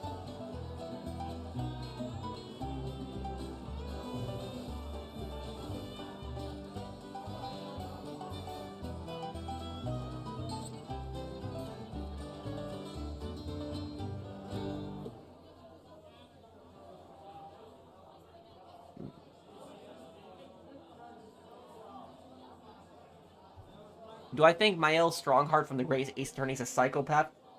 He has very psychopathic, he has very psychopathic traits, but I don't know if he's necessarily a psychopath because he believed what he was doing was right.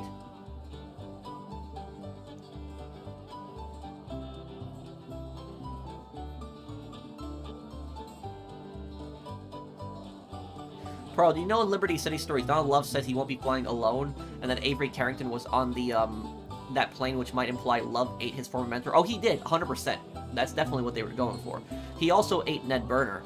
Thank you, Amberino, for the super chat.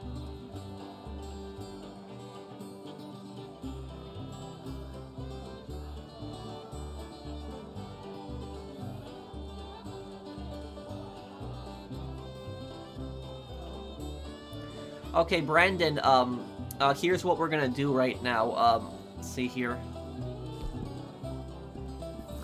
Brandon, find a new session, or if you want to get off the game, it's up to you. I'm going to, play poker now.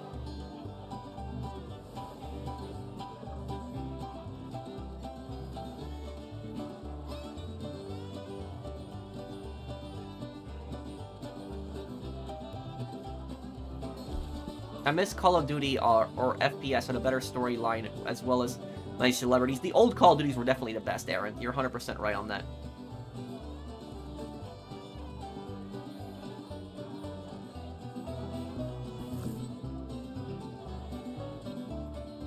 Canyon Lynch 2 ambiences definitely sounds like horror. Okay, Brandon.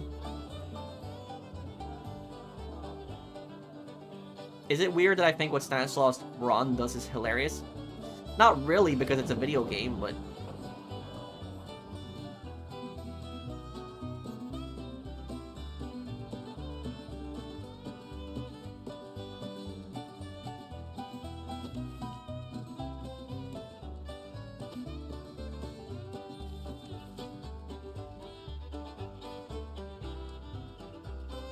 I hear no end to your kindnesses.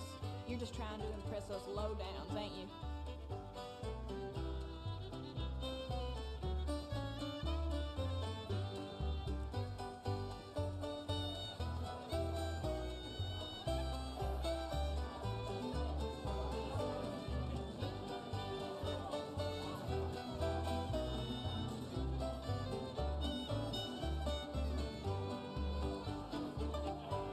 What's my next game? We're gonna be doing Yakuza Kiwami 2, but I gotta do the Fallout 3 DLCs first.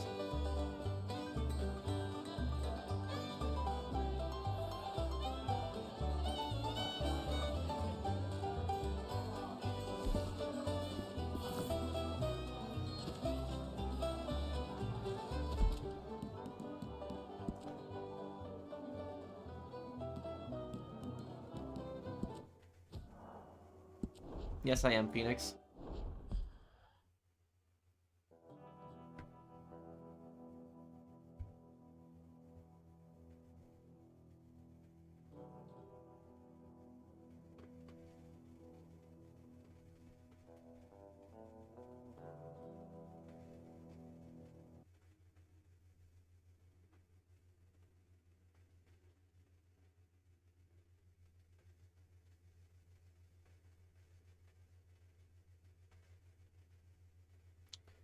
I know that's the 1960s movie, right, Gunner?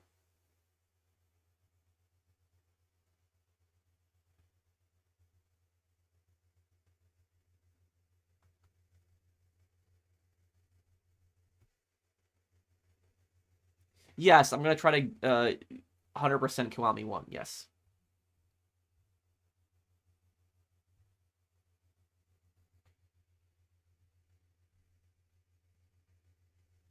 I have to say, I think we were both born to be on. What, menacing? The way things have been going, there's no stopping us.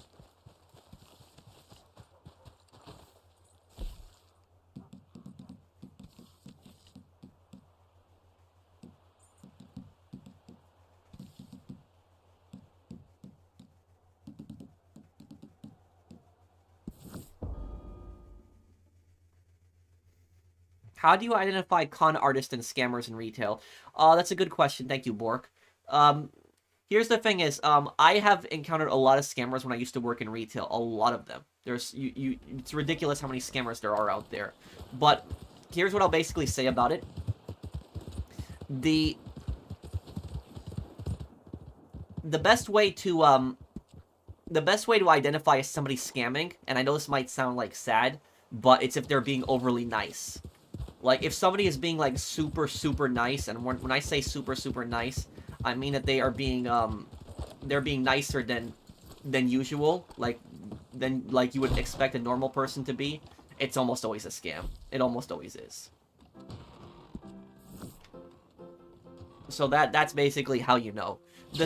A lot of the scammers, what I'll tell you what they do, is scammers in retail think that by being really nice that you're gonna fall for their crap, but they're actually giving them away. If they would actually, if they had like more of a neutral attitude, it would actually be a lot harder to detect them. That's what I'll say about it. My brother plays Red Dead Redemption 2 on PS5. Does he like it, Aaron? Does he think that Red Dead Online should get another update? Have I encountered return scammers? Oh yeah. Return scammers, those are people that basically they'll come in with a stolen item. So they'll steal an item and then they'll come in like a week later with a bag. And then like a bag from the store, and then they'll think they're so smart by having that plastic bag.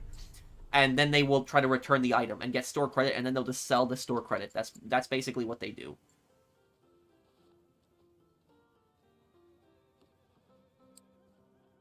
Oh, thank you, TJ, to my moderator, TJ. Thank you for sponsoring the channel. But there are other return scammers, where return scammers, what they will do is they will find a receipt in the garbage or on the floor, and then they'll find that item in the store, and then they'll basically try to return that for cash. That's basically what they'll try to do that. Have I dealt with short chain scammers? Oh, yeah. Short chain scammers, those are guys that they basically... The best way to identify a short chain scammer is usually short chain scammers they don't really use hundreds. They'll either use 20s or 50s, and they'll basically be like, oh, you know, you didn't give me a 10 or you didn't give me a 5. That's what they'll basically be like, and you're just not thinking about it at the moment, and you just give it to them. That's what a short chain scammer is typically. Is they'll buy something very small, and then they'll basically be like, oh, you know, you didn't give me this, and they're just trying to get some extra change out of you. That's what a short chain scammer is. But I've also seen the most ridiculous scammer that I've seen out there, the most convincing scam is the credit card thieves. The credit card thieves are the hardest scammer to detect. They're the hardest ones to figure out if they're a scammer, because they have a stolen credit card. But I will tell you, sometimes the credit card thieves are pretty stupid. But then there's other credit card thieves that are very intelligent, and these credit card scammers, like, these guys are very, very intelligent on how they talk. Like, they come into the store, they'll come in dressed with like a fancy suit. So they'll be wearing some fancy suit, something expensive clothing. They'll basically talk like a con artist. Like, you know, in the movies when you see like a scammer wear a suit and they're talking all fancy, it's basically just like that. And they'll be talking very nice. They'll be pretty polite to you. But about these guys. These guys, they don't like necessarily like rob the person of their credit cards. So, like, they don't like rip the credit card out of their hands. It's more about they're pickpockets, or they'll steal somebody's credit card when they're like away, or like they leave their bag on a table or something like that. That's when they'll steal their credit card. And what the credit card scammers do, they'll come into the store with a nice suit, and they will try to use that credit card to basically buy other cards. So they'll most of the time they'll try to buy like Visa cards, like Visa or like MasterCard like cards, like, you know, those $500 cards that you can buy at like stores, like the gift card credit card thing. They'll basically try to convert that, and the reason they're trying to desperately buy that is because they will they know that that's only a matter of time until the person cancels the card. So before they cancel the card, they're basically trying to get the money off of that for that. And what they will do is they'll also go into the aisle and they'll try to buy something else. So they won't just buy the gift cards. They'll also buy, like, for example, flowers they might buy, or they might buy a card. And they might say, oh, it's a wedding gift. That's what they'll do. They'll be like, oh, it's a wedding gift. Oh, that's what they'll say. And these guys will try to constantly talk. Like, they are literally like a never-ending chain of talking. Like, they'll just constantly keep talking and talking and talking. They will not stop. And the reason that they won't stop talking is because they want you just to focus on the transaction. They will not I don't know how to describe it, but they're just really good at manipulating people. They're really good at talking to people. But do you know how I know when it's a scam?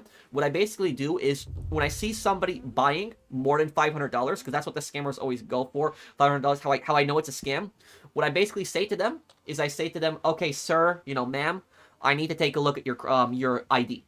And they're like, what do you mean, my ID? And I say, I need to match the ID to the credit card to make sure that it is not that is not stolen. Or I just say, I need to make sure there's no fraud. That's what I would typically say.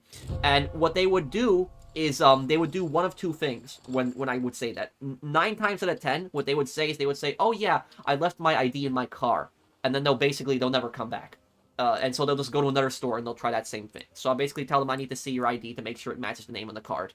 But the other thing, what they will do is they'll give you their ID, they'll give you their license. But if you take a look at their license, it's obviously not the same name that's on the credit card. You know what they do at that point? They'll basically be like, oh, that's my wife, or that's my brother, or something like that. And I would just tell them, no, I can't do it, sir. That's what I would basically say. If that. And then they would be like, oh, come on, I'm going to be late for a wedding and stuff like that. That's what they will say. Oh, come on, I'm going to be late for a wedding. I need to get this right now. Well, if it's your wedding gift, why are you using, somebody else's credit card to buy something like that? Why are you, if it's a wedding gift you're buying for somebody else, why are you using somebody else's credit card? That's basically what it'd be, I would be thinking about there. But that's basically what they'll do. Try to guilt trip, oh, I'm late for a wedding. Come on, don't do this to me.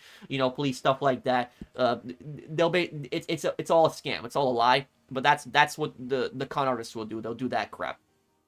I've seen losers do that. I've seen losers do it.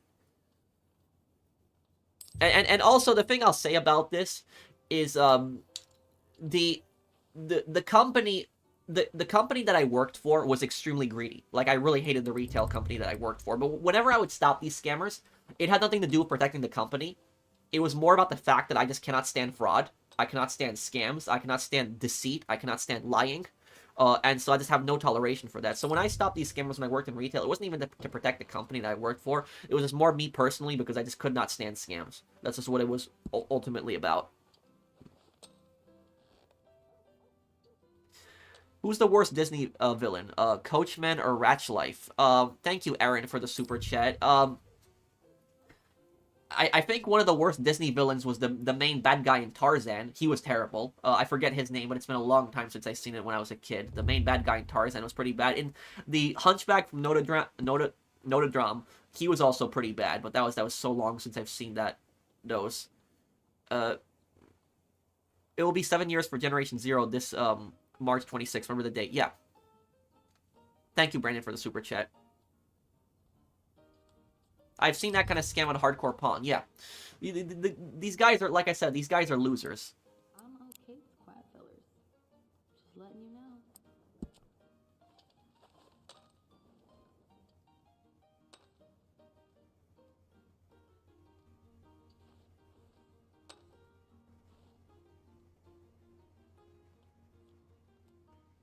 Okay, unless they have an ace, they're not going to beat me here.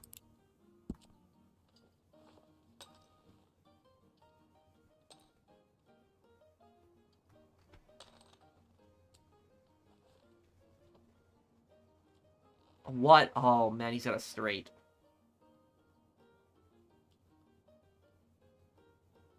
Oh, yeah, he won that fair and square. Frollo is from Hunchback. Clayton is from Tarzan. Oh, okay.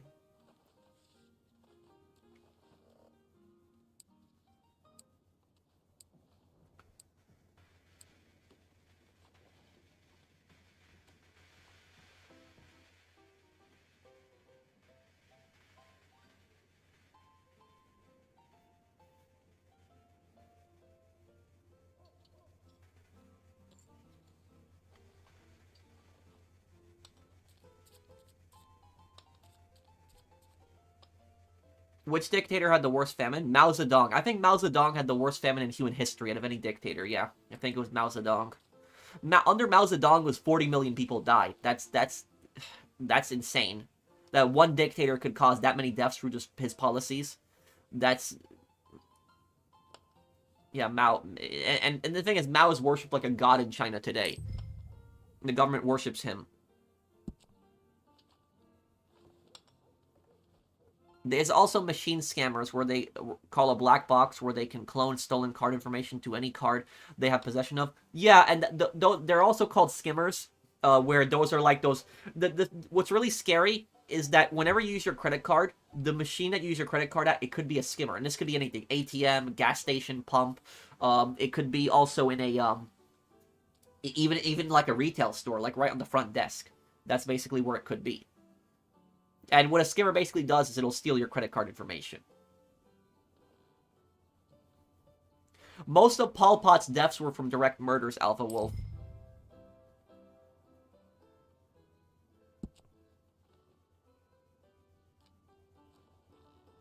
Hey Pro, I love your channel, and how do you feel about working at a gun store? Yeah, I would like to. That's actually what I might have done if I didn't, do what I did. Maybe working in some kind of, fashion at a gun store. If you're asking me would I want to run a gun store, probably not. I probably wouldn't want to deal with the bureaucracy and all the paperwork and stuff like that. But if you're asking me, being like an employee at a gun store, yeah, I wouldn't mind that. Stuff like that. The thing is, when I was in college, right? When I was in high school, I remember in high school, people told me in high school that, but before you graduate high school, you'll figure out what you want to do in college. I graduated high school, I didn't know what I wanted to do in college, and then they told me like, oh, in a year from now, like, you do your liberal arts degree, you'll know what you want to do. I didn't know what I wanted to do, and then another year, passed by, I didn't know what I wanted to do still again, and then it wasn't until I was like maybe like 3 years ago, like I was 27 or 28, like yeah, 3 years ago, where I had I basically I finally said, I would have liked to, do something in the gun trade, like gunsmithing or something like that. Like exactly something like I like firearms, specifically historical firearms, and probably would have wanted to do something like that.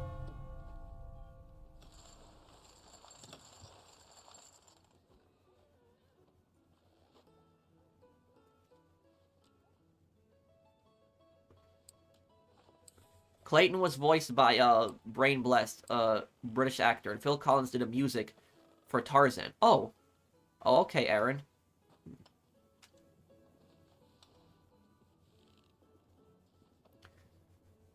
I think that Tarzan's, like, Clayton's death in Tarzan, I think is still one of the, like, the creepiest deaths that you've seen from, like, a villain in a Disney movie. Because, like, the villains in these Disney movies, they do die in some of them, but usually when they die, it's usually, like, off-screen.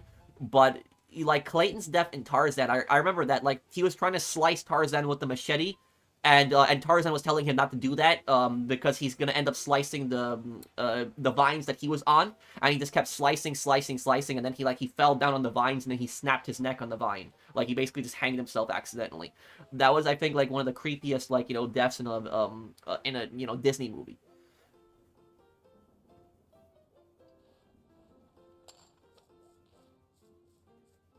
Pro, one day you should take a trip to the Machine Gun Museum in Texas. I did take a trip to the to a museum in Bismarck in North Dakota once. I was actually on my video. And it was like a World War One, museum. It was like, or it had like different historical periods, but there was like a historical period of World War One, and you got to see like a lot of really old historical guns, and like like a lot of the experimental World War One guns that were in Battlefield One. There was actually a few of those in the museum in that one, which was really cool. Like, I saw the tank Gewehr, like that giant rifle in Battlefield One that the anti-tank soldier carries, like when you pick up that class, like that huge long rifle you can only fire it prone. And it like blows up tanks in Battlefield 1. Like, I've seen that rifle firsthand. Like, that thing is massive. It's giant. Like, the stock on that gun is bigger than my face. That's how big the stock alone on that gun is. So that gun was just, massive. Your words are as pretty as you are. Do you think Michael is actually a sociopath? I don't think he is. I think he expresses remorse too much with the therapist. There's other stuff too. I don't think Michael is a complete sociopath. Michael does care about people outside of his family. He cares about Franklin generally. He cares about Trevor to a degree too. So yeah, no, I'm not Michael. I wouldn't say he's a sociopath. A closer person to a sociopath, I would say, would probably be Nico Bellic. Nico Bellic is much more closer to a sociopath than Michael LaSanta is. We can roll in the hay any old time. This place.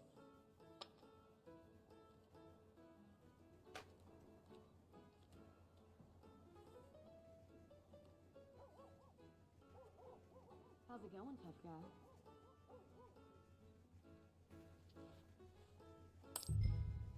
Let's see, what do we got? Jane 6. Do I think some of the September 11 conspiracy theories have any credibility? No. I don't think so, because look, for the government to pull something like that off, you would need thousands of people involved, or hundreds, to pull something like that off. Like, and even like how exactly would they do something like that and coordinate all of that? And people think that the government is this intelligent. The government is pretty incompetent. Government is stupid. They are. Government are a bunch of idiots. They're morons. I mean, just look at Minnesota. The government in Minnesota alone are a bunch of idiots. They've had fraud going on for like 12 years with fraudulent daycare stealing hundreds of millions of dollars potentially. So, like, the governments are just a bunch of idiots. Like, just think about all the times the U.S., and we're not even talking about the state governments, just think about all the times the federal government has done stupid things, the dumb things they've done, and you're telling me that these people are, like, smart enough to, like, basically pull off something like a September 11 cover-up? No. I don't believe that. Like, the stupid things that the government has done, I don't think so. Like, and that's the thing is, what my, when I studied law, criminal justice in college, that's when I got a degree in law enforcement technology. I remember my professor, he summed it up really good. He said that people think the government are, this intelligent, that they're like these masterminds, but in reality, they're a bunch of idiots. That's what he said, that the government is not able to, like, pull off, like, a lot of this crap, so, no, I don't believe that. Now, the thing I will say about September 11, though, is it was, there was no government conspiracy. Everything that happened. It was Osama bin Laden, it was Al-Qaeda that attacked the U.S., but the U.S. government took advantage of it. They used, the September 11 attacks as an excuse to invade Iraq. That's pretty much a fact. They did. They used, the September 11, attacks to invade Iraq. Afghanistan was pretty justified to attack. It was, because the people who attacked us directly were there. But Iraq, it had nothing to do with September 11. But the U.S. government, what they did was, they took advantage of the American public at the time, because the American public was really angry about September 11. And what they did was, they basically used that as an excuse to attack Iraq. So they did that. But there's no, proof that it was a cover-up, or there's no evidence that the U.S. government were directly the people that attacked, on September 11. I don't believe that stuff.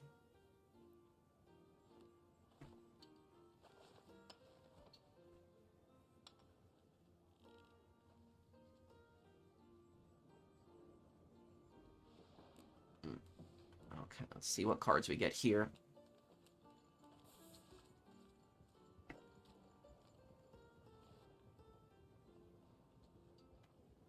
What events? No,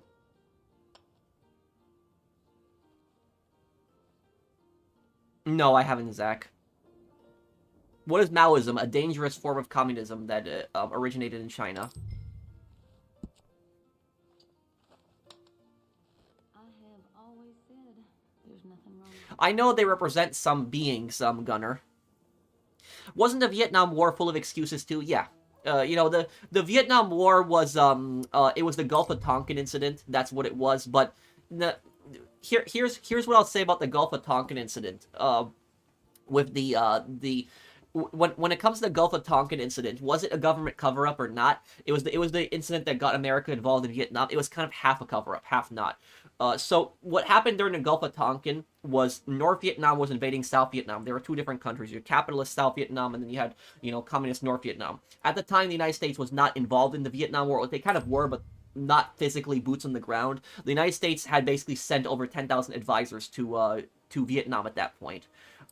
Now, what happened is the United States had a battleship in the Gulf of Tonkin. The Gulf of Tonkin is basically the body of water on the right side of Vietnam. And the North Vietnamese government claimed that this water belongs to North Vietnam. The United States government said that it was international waters.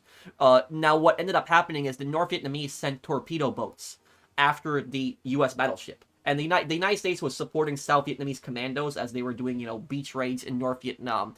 Those torpedo boats did actually attack American battleships. That did happen. But then what happened was the next day, they claimed that there was a second attack. The first attack on the U.S. ship happened. The second attack was false. That did not happen. So the government lied about the second attack, but not about the first attack. The first attack actually did happen. The U.S. did get attacked by North Vietnam on the first one. But that's basically the backstory on the Gulf of Tonkin. The Gulf of Tonkin incident.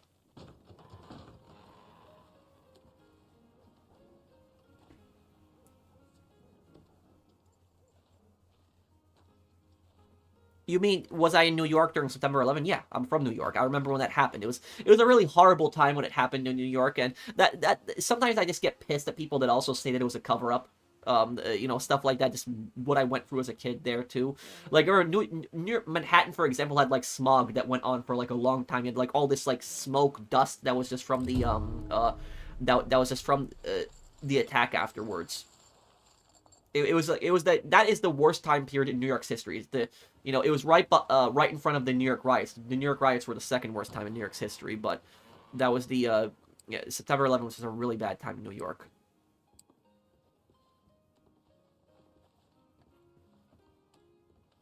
For some reason, I felt AJ walk out the pizza place makes me laugh. Oh, when he quit, you mean? Thank you, Aaron, for the super chat.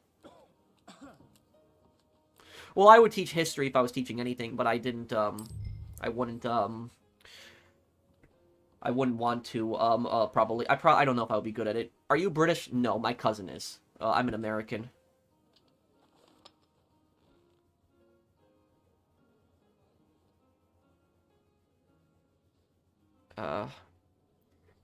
Kiryu's back tattoo is a dragon. Nishki's is a koi fish. And according to Japanese folktales, the koi wanted to become the dragon. Oh, so he basically wanted to be what Kiryu is. That's ultimately what it is. you nervous? My favorite president? I don't have a direct answer to that question. It depends on the time period. But I'll answer that question based on time period, okay? 18th century, best president we had in the 18th century was George Washington. Best president we had in the 19th century was Abraham Lincoln. Best president we had, 18th century George Washington, 19th century Abraham Lincoln. 20th century, the best president in the 20th century, that's going to be tough. Best president in the 20th, Teddy Roosevelt. I'd say probably Teddy Roosevelt. Probably, like, Teddy Roosevelt, like, he accomplished so many things during his presidency, so it probably will be Teddy Roosevelt. Probably our best president of the 20th century. You sound British? Well, I don't know how I sound British. I'm from New York.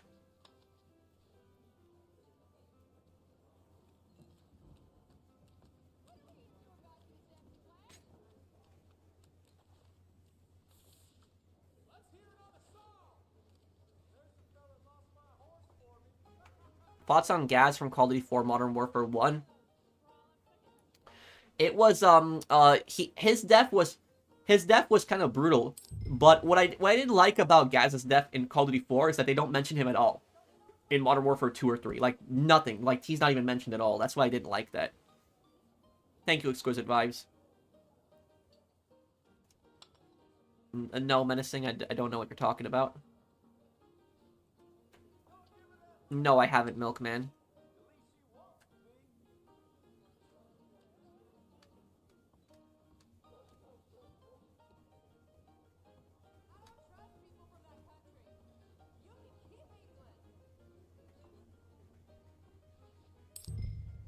Is East Coast accent different from West Coast? A little bit. I wouldn't be able to fully explain it to you, but... I mean, do you really think I have a British accent? I don't sound anything British. I don't know why you're getting at that.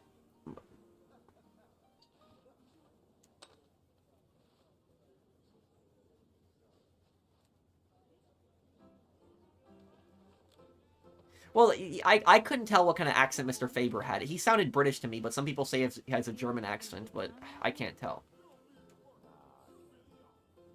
Okay then, you have a good night now. Some internet troll convinced thousands of people that there would be a fireworks show at the Brooklyn Bridge on New Year's. What? The thing about that is here's the thing about that is that guy could actually be arrested. He could be. Because if you intentionally create a if you intentionally create an event, like, or even if it's fake, if you intentionally get, like, you know, thousands of people together in, like, a single area, yes, you could be arrested for that. And the reason for that is because you're causing, like, a huge ruckus of people in just one area, like a huge flow of traffic. I don't know what the charge would be for that. I don't know what the charge would be for it, but I know it is a crime. Somebody might know in the comments what the crime would be called. But yes, if you get like a bunch of people together, like thousands of people in like one area, then yes, it is some kind of crime. The thing is, if you want to get thousands of people in a specific area, you need to get a permit for that. In most places require you to have a permit. There was this stupid YouTuber, this dumb YouTuber. I forget the idiot's name. But basically what he did was, it was like a couple years ago, I remember I did a crazy current events video on this, somebody would know, but the YouTuber announced, I think it was in New York, in my hometown where it happened, but this YouTuber, he has like millions of subscribers, so way bigger than me. He basically said that he was gonna be at a specific, at one like area in New York, and he was gonna be giving out free PlayStation 5s.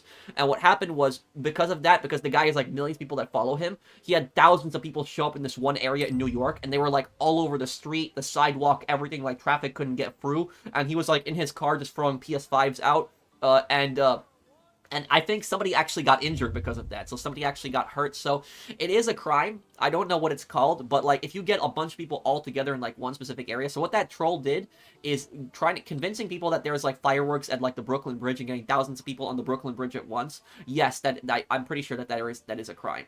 I don't know what it's called, but it's I think it's called rioting. No, it's not.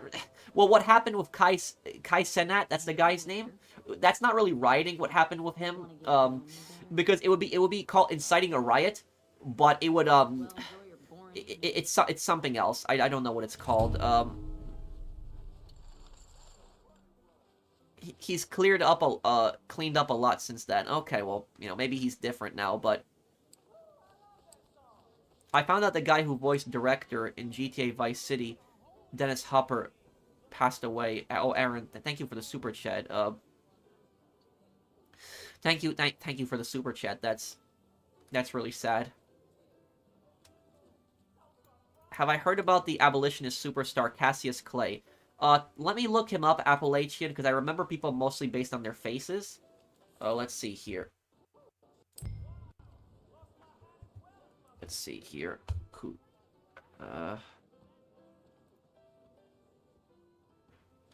Oh, but that's Muhammad Ali. You know, I don't know why you wouldn't say Muhammad Ali directly, but yeah, that's I guess that's his real name then.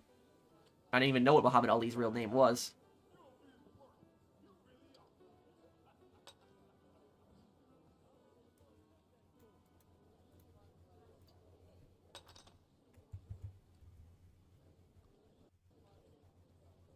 bet you could show me a good time. You have me anytime you like. So, yeah.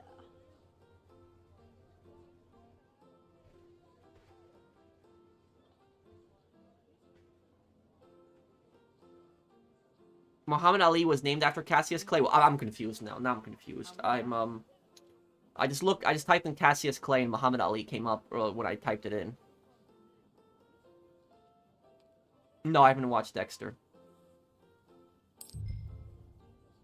Probably the Tojo clan. Gunner. How's it going, tough guy? Not Muhammad Ali. Cassius Marcellus Clay. Let me look him up. Let me also get out here. Oh, Cassius Marcellus Clay. Let's see here. I haven't seen. No, I haven't.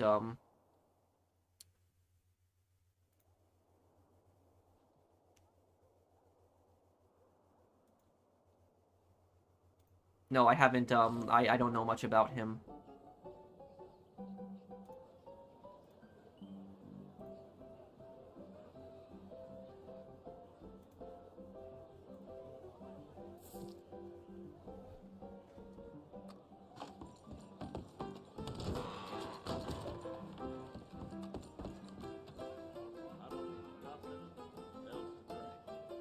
Have I played Red Dead Revolver? No, I haven't. I'm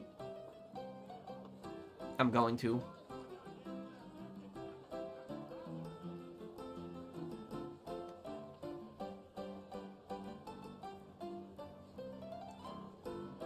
But I guess I'm gonna be wrapping up the stream here, guys. Is there anything you guys wanna ask me here before I go? I'll still hang around for a few minutes. If you guys enjoyed the stream, drop a like. And subscribe to me if you're new. Also, I forgot to mention this, but at the top pinned comment there, I have my link to Ewin's site.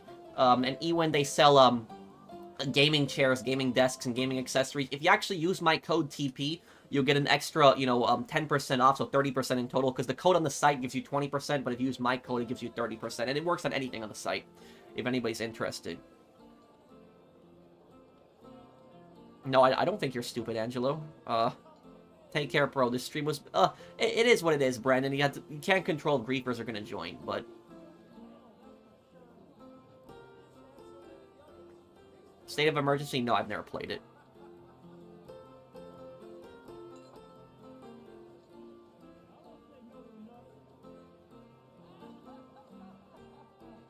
No, anyone who engages in swatting should be in prison for decades. Yes, but later, Blinded Eagle.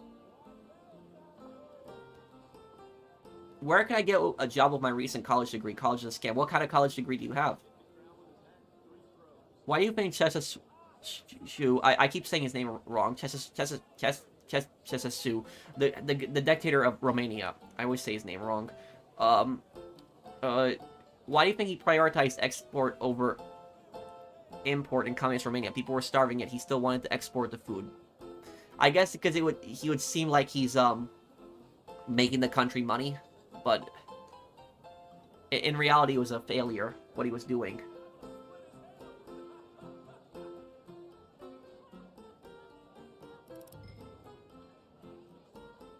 Yes, Josh, you're going to see SOCOM 3. It's going to be like February or March. You'll see it. I think you'll really like it when it comes up, Josh. I know you've been excited. Just wait.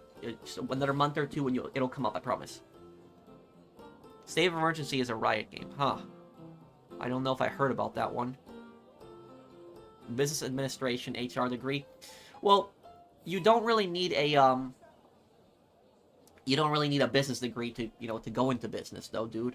Like I'm a businessman technically. I run rental properties. I don't have a degree in that, but it's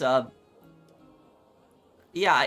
I mean, it all depends on what you want to do. Not every you don't always need a college degree to be successful. Sometimes college does help you. It really depends on what you're doing with it. But I'm sure if you put your mind to it, you can find something that you're good at, and something that you can make money in. Think like a businessman. You know, think about like, and the thing is like, there are businesses that people like start up, like, you know, they start like water pressuring business, pressure washing business, like leaf cleaning business and stuff like that. And people usually don't think about those. They don't think they'll make a lot of money, but it's something, you know, working for yourself and you grow over time and stuff like that. So, you know, think about small businesses that you can start. You can also do like a vending machine business. You could do that. You could like buy a few vending machines. Those aren't that expensive. You know, you could buy like a vending machine for like $500, maybe a little bit expensive, but it's, you know, it's a lot cheaper than like buying a business location, which is hundreds of thousands of dollars. And you could buy a few vending machines and then, you know, call up businesses, ask them if you can place them around town, and then you could, you know, make some money from that. You know, that's some income that you could get from it. So I hope you gave you some ideas.